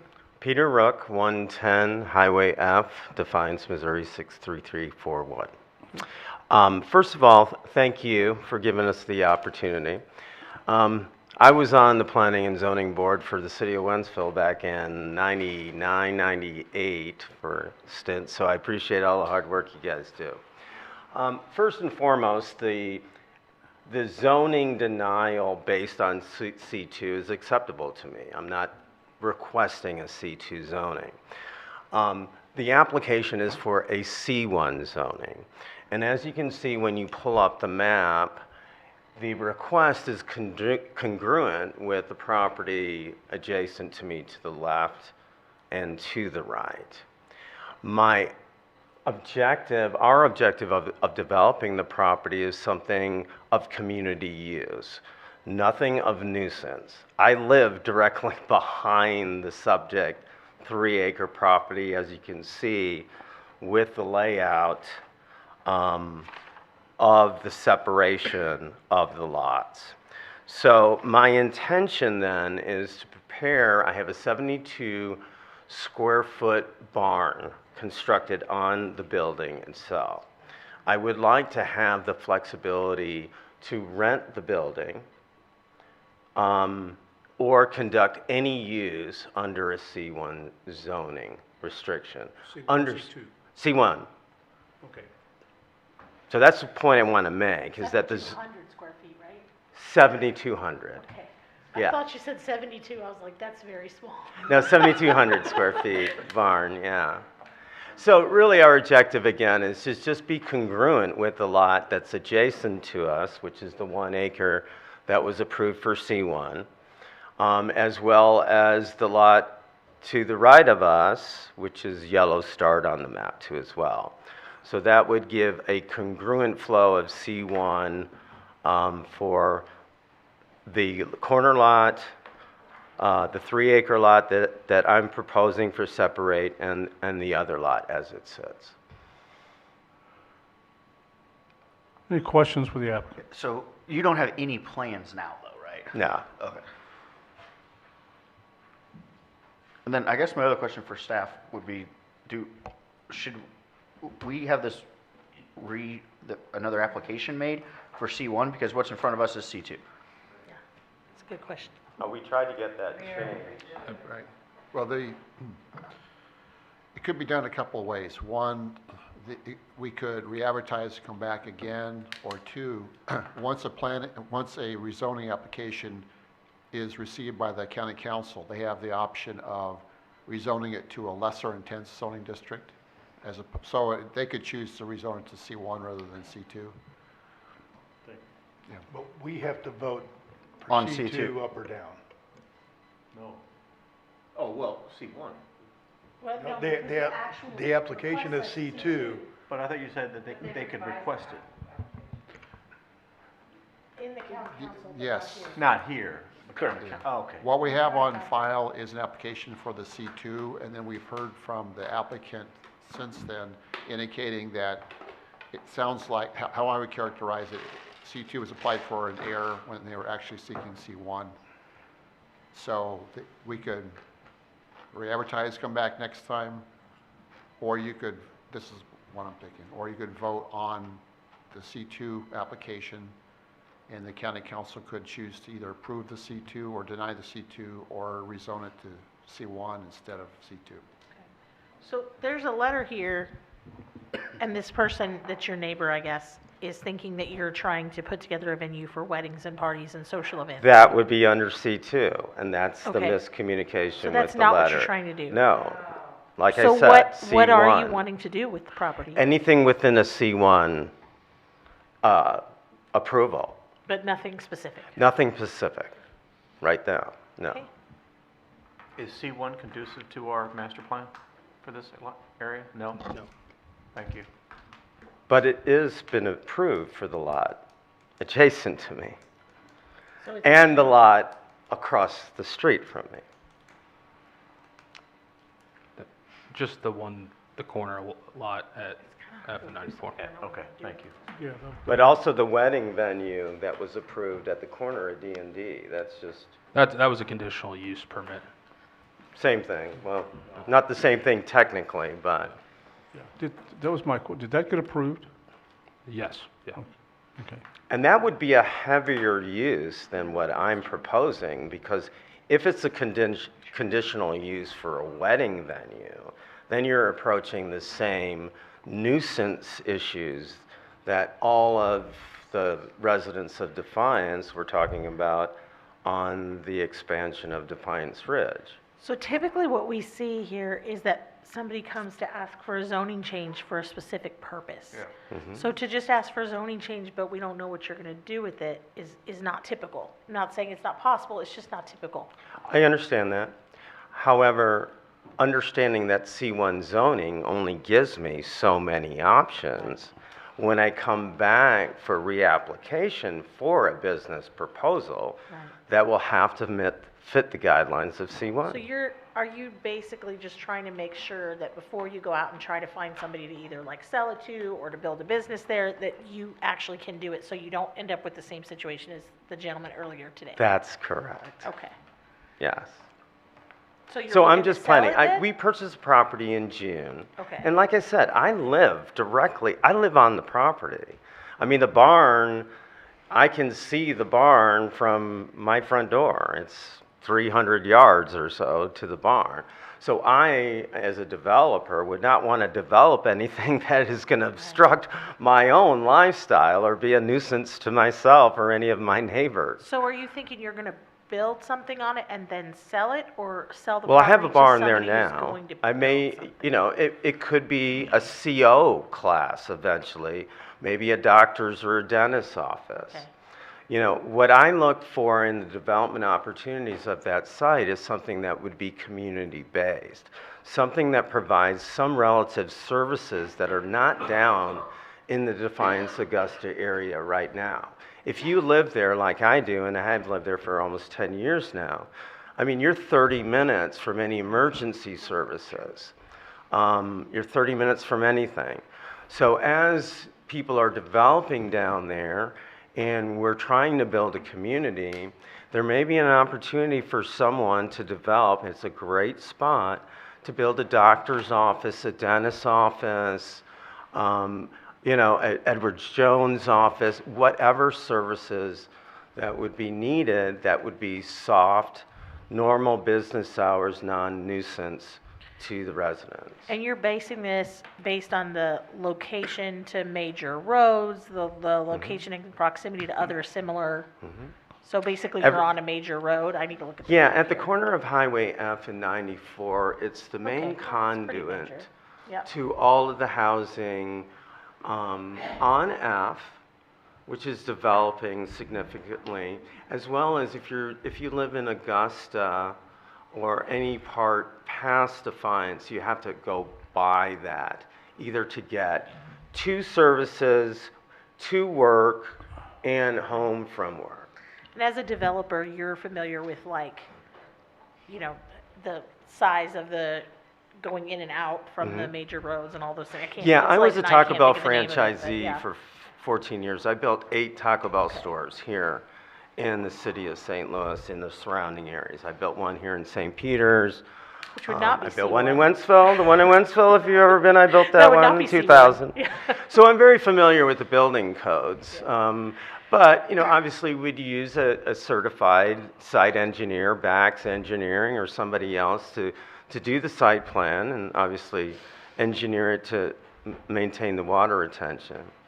But our intention is nothing obtrusive. And if you live down there at all, you'll understand the dynamics of there is no developable area within the entrance once you make the turn at DD and 94 to the S turn. There's no commerce at all. There's 2 bars down there at the end, and that's it. I mean, there's no one. If you have to go to the dentist, you're driving 45 minutes. If you have to go to a doctor, there's an opportunity for all sorts of, you know, services that will create value to the community on that space. And with 3 acres with access from 94, it's convenient. The access point for the easement is significantly past the intersection, which should meet Missouri highway guidelines for entrances. So, I mean, it sets up well. It also helps if you provide the C1 zoning, it provides us an opportunity to provide an easement for the corner lot too as well. When you look at that lot and you did the approval for that, and I'm sure staff remembers this, there is a challenge there with the entrance, the access. This would provide better, safer access for that corner lot by extending the access point either farther down 94 past the highway or farther south down F94. So when you look at the grand scheme of things in the big plan, it does provide some synergy benefits to that corner from a traffic perspective. Question for that, the little triangle piece, that's under a CUP, wasn't it? Or No. we didn't rezone that, did we? Yeah, well, staff, I don't remember what the Planning and Zoning Commission vote was. Staff recommended denial of that in their staff report, but it passed at council. Okay, because that was, they gonna were be a- going to. be a they- meat shop. They had the farm up the road and they were gonna Yeah, bring the they- produce and the meat to that. It's my that little- it's my understanding they've since located to Defiance on Highway 94. Yeah, But it's still C1 there. Correct. But it's not being used. Just for that. vacant, right, yeah. Okay. okay. I've been here too long. Does the fact that it's adjacent to C1 do anything for us? Like, does that make it more or less acceptable?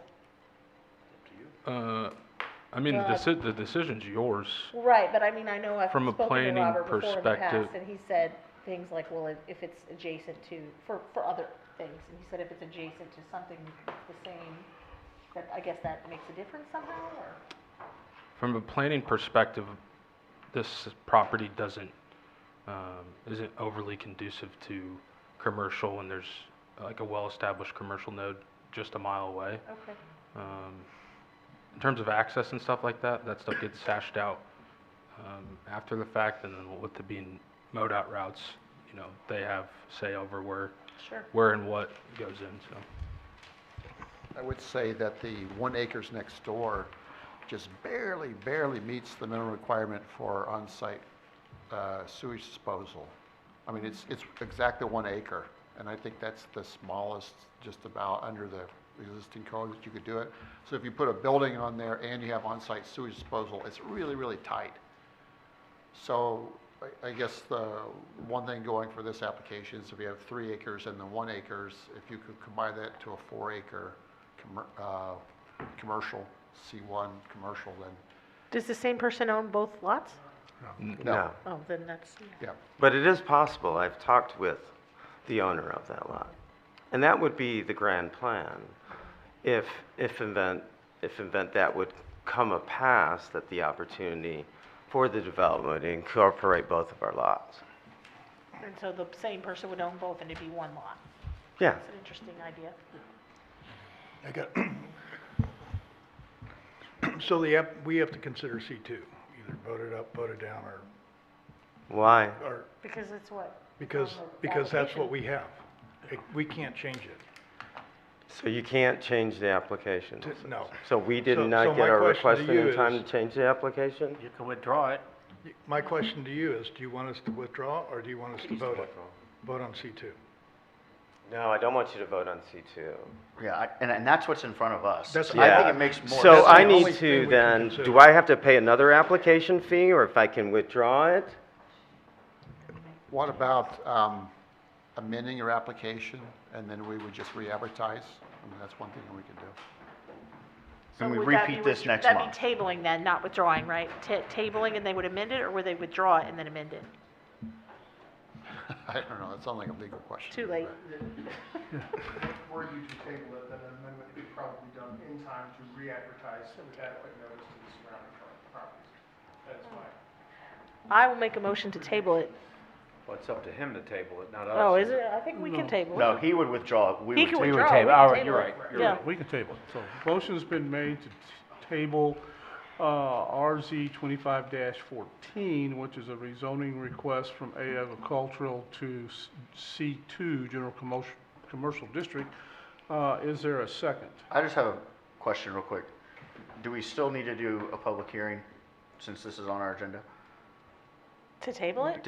No, we should. No. If there's people here, we should let them speak. Right. That's my only question.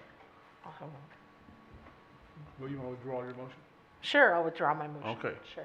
Let's make the motion as soon as the public. I just hearing figured that the closes. public would speak when they were actually speaking on what we were actually voting on, you know, That's true, yeah. next time. Yeah. Okay. My only question for staff is, the current address is 110 Highway Ave, but if you parcel that 3 acres out, it would have a new address that would be, I believe, a Highway 94 address.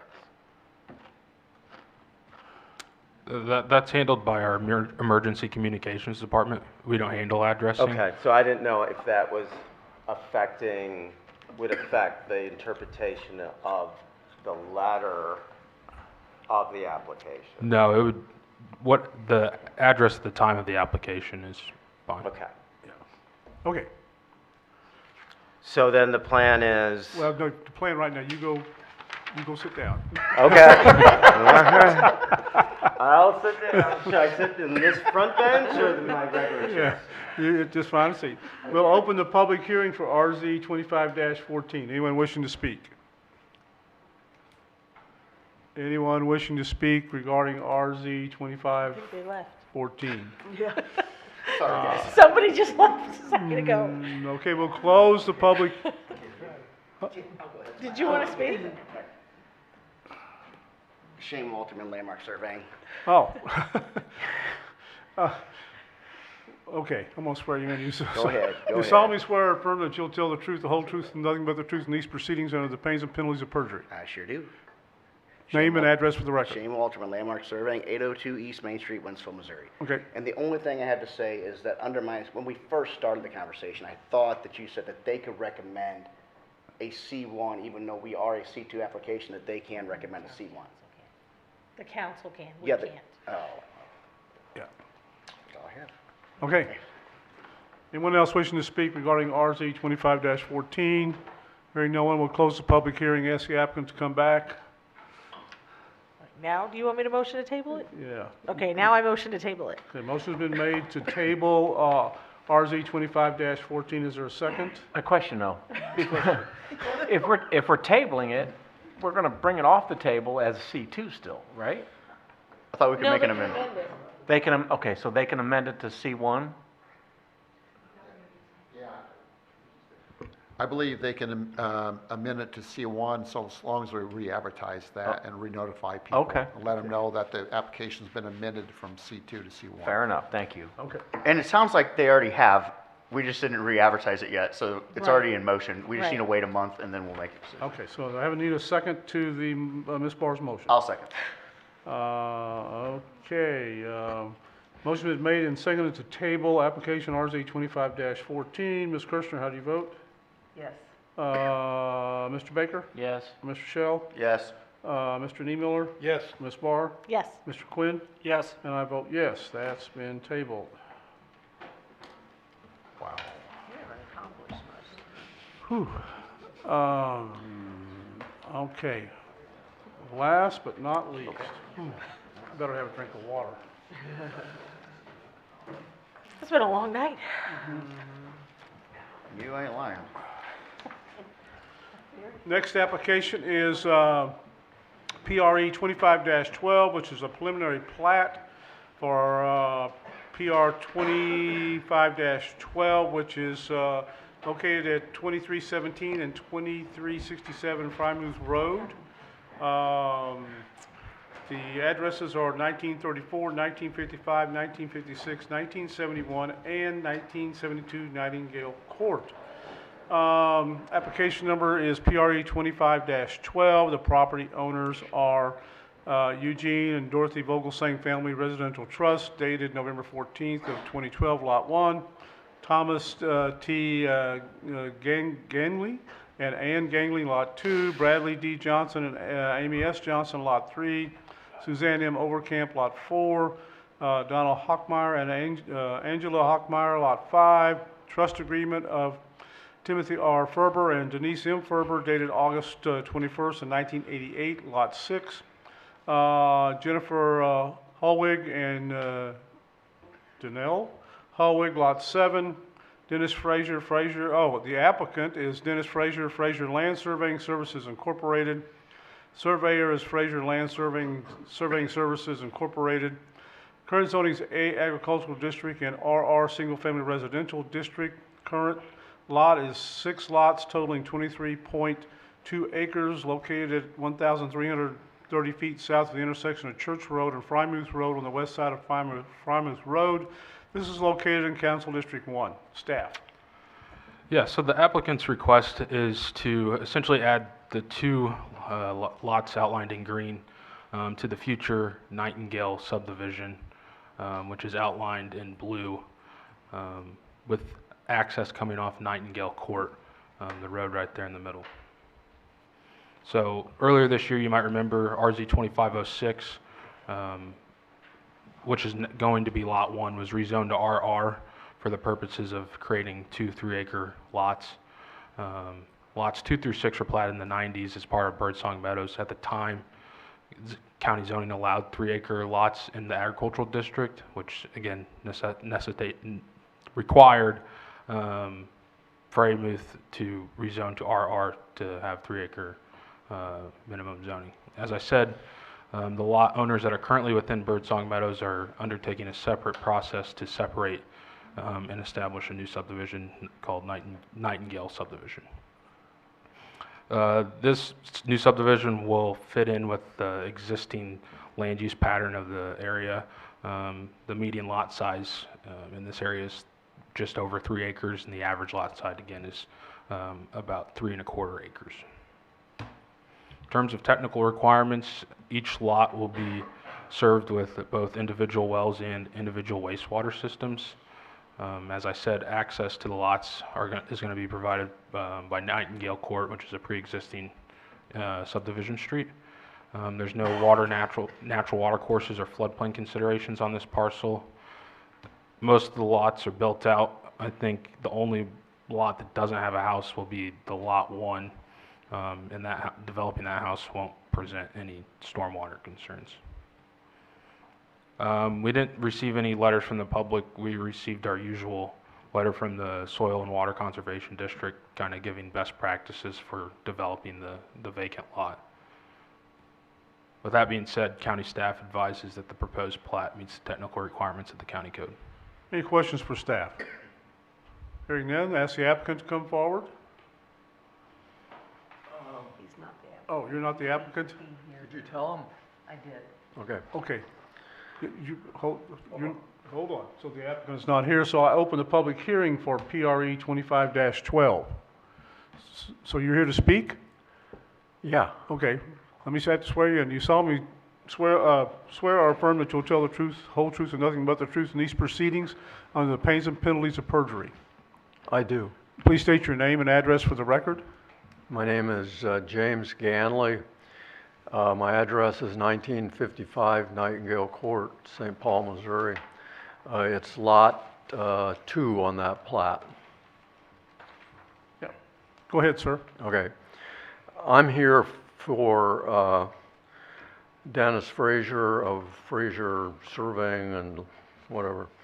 And I wanted to, first of all, bring you up to date on where we stand. In the packet of material that was prepared by Jared Young, I guess he's here somewhere, I don't know.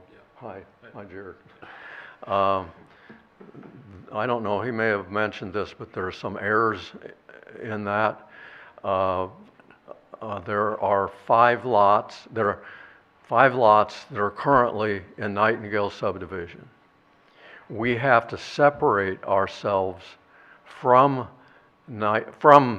Birdsong Meadows in order to be possibly included in this new subdivision, which is Nightingale subdivision. The first thing that we have to do is amend the Birdsong Meadows covenants. And we have already fulfilled those requirements. We have the consent of the more than 51% of the lot owners, which is required for an amendment. And we have the certified, the notarized signature of the president of Birdsong Meadows Homeowners Association, verifying that those signatures have been obtained, and he has signed the actual amendment document, and that signature is notarized. So that's where we stand right now. There were some comments made in the packet of material about things that we needed to do. We have written our own indentures and covenants now. We have also written bylaws, which don't get submitted. We just keep those for our records. And we've written rules and regulations. The bylaws tell how we operate. The rules and regulations, along with our indenture, tell us how we're, exactly how we're going to do things. All that stuff has been done. The covenants, when they get submitted, I'll be the one who signs for those. We already have a Nightingale subdivision homeowners association. I think it's called Nightingale Homeowners Association. We have an employer identification number, and we know how we're going to operate. And we and we have an employer identification number, but we can't do anything until we're actually registered with the state as a nonprofit corporation, and that has to be done when the plat is approved and when our covenants are, I shouldn't say approved, I mean duly recorded with the Office of Recorder of Deeds. And so we've done everything that we need to do, except get the approval of all of the lot owners. There are 7 lots involved here. There's one lot owner who, at this point, hasn't agreed to sign page 2 of the plat, which I think you guys have been reviewing. Actually, Mark Price, I believe is his name. Does that ring a bell with him? Yeah, he rings a bell. Oh, you're here. Nice to meet you. You want to meet everybody? Okay, I've talked with him about page 2 of that plat, which I'm told it's required that all of the lot owners have to sign and their signatures have to be notarized. That's how they say, yes, we want to be in the subdivision. Then the 5 lots that have mortgages have to have the notarized signatures from the lender, from a loan officer or something like that. Okay. That's a bit of a problem, but we can do it. There's one situation that's really difficult for us. One of the ladies who is the sole owner of lot number 4, I believe, Mrs. Overcamp, she got a loan from someplace in Chesterfield and they transferred it to California. It's going to be difficult for us to get somebody out there to pay attention to us, but here's what we plan to do. I have here 2 copies of the plat, page 2, as it exists, and 1 copy of page 1. We're going to put these in a tube and mail them to the lending outfit in California. We have a phone number that we can hopefully reach a loan officer and tell them what we're trying to do. For these lots to join this new subdivision will be an advantage to them because we have essentially had no, even though we've been part of Birdsong Meadows, they haven't really enforced a lot of their covenants. They've just kind of left us alone. And we have a lot of problems. One is that I was the first one that moved onto that side. Those 5 lots, you can't get to the other side without going around on the main road. You can't see it on that part. One thing you can see there is the Nightingale Court pavement.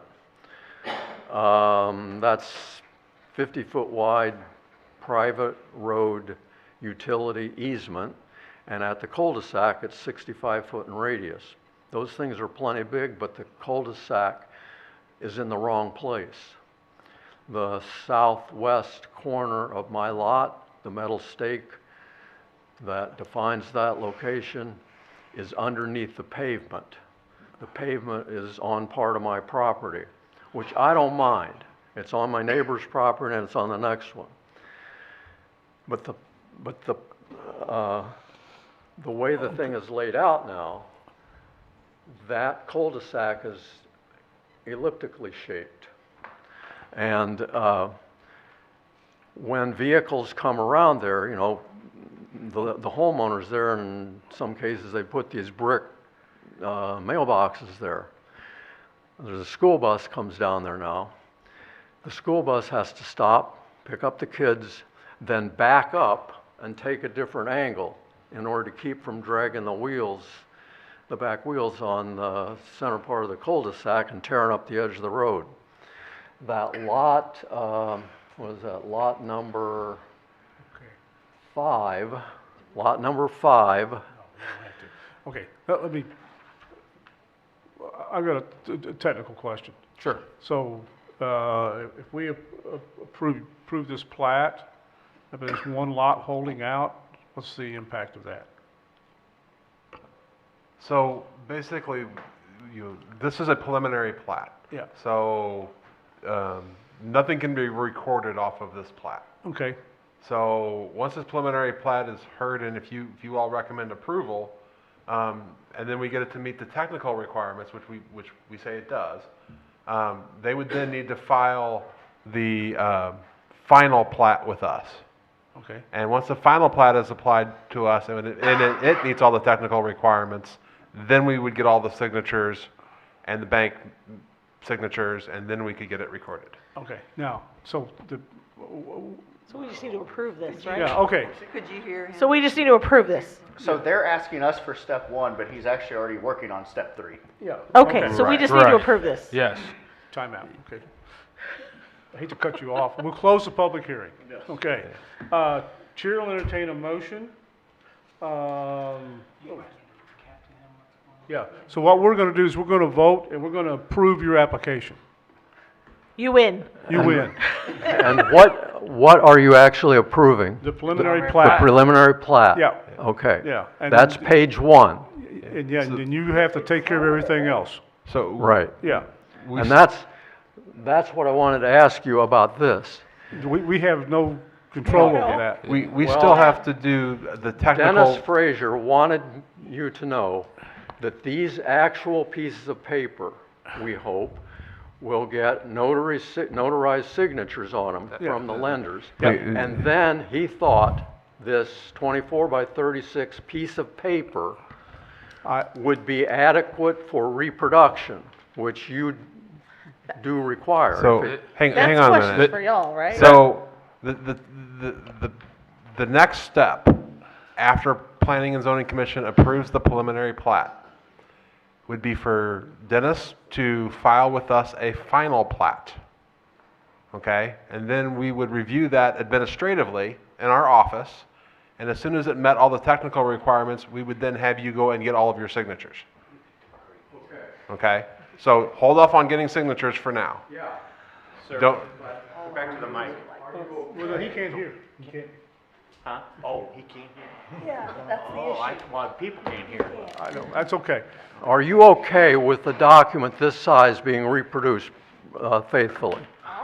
Yes, when, Jared says when, yes. when the time comes for recording the document, Yeah. yes, we are, 24 by 36 is perfectly fine to meet the technical requirements. But at the end, you have to get my signature, so. I'm sorry? I said at the very end, you have to get my signature. I have to sign it at the very end. But that's, Okay. I'll do it, don't worry. And staff will take care of making that happen.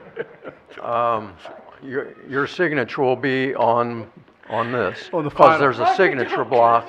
Yes. Okay. On the final Now- plat, okay. now, Chair will entertain a motion to approve PRE 25-12. So moved. So moved. Second. Oh, you got it, you got it. Okay. Now, within the next few days, Hold up here. We have a motion to consider. Hold up. within the next few days, Lot 7 may be removed from that. That's okay. Yeah, This is just a preliminary plat. you can remove lots, Yeah. but you cannot add them. So you can remove lots. Yeah.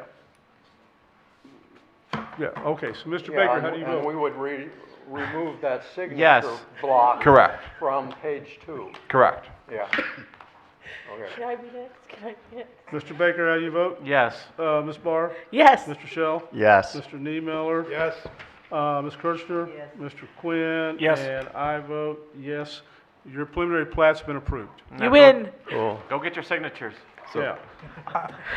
I would have, Yay. go ahead and have Mr. Frazier give me a call, and I'll walk him through the rest And, of it. and hopefully in a couple of days, I can get an answer from Lot 7 owner, so. Yeah. Good Can luck. I move to adjourn? Nope, No? we're not done yet. Next thing on the agenda is approval of the September 17th, 2025 meeting Wait, minutes, or any no. additions, deletions, or corrections to those minutes. We're all finished with you. Yeah, you're good. You can just call Mark. Okay. You're done. Yeah, Hearing no additions or deletions or corrections to the September 17, 2025 meeting minutes, Chair will entertain a motion to approve said minutes. Is there a motion? Yes, so moved. Is there a second? Second. All in favor of approving the September 17th meeting minutes, sign aye. Aye. Meeting minutes are approved. Planning and zoning division updates, Robert. I always say. I'd like to thank Denise Amara, who has been appointed to the Planning and Zoning Commission, and of course Joe Quinn, who you met tonight, and thank you for your service Need to tonight. quit I know after it's been a tonight. very long one. It's not normally this long. My first was to like 1 Also a.m. let you know that Brian Wise, who has for so long been our attorney, has served in the Planning and Zoning Commission. He is employed by someone else who took a different job with the city of St. Charles. So tonight, we have Mark Zool here with us. And I want to say thank you for that. And that's it. Did you get overtime? Darn. I have one other request. When this whole thing started a few hours ago, you were reading from like a preamble document or something like that, and I have no idea what you were saying. Can I get a copy of what you were reading from when we first started?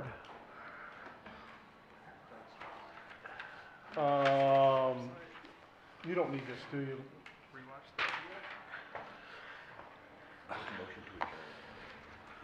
Can I motion to adjourn? Yeah. No, you can keep it. You can keep it. Donation from the county. Chair will entertain a motion to adjourn. Is there a motion? So moved. Is there a second? Second. All in favor, sign aye. Aye. Aye. We're adjourned.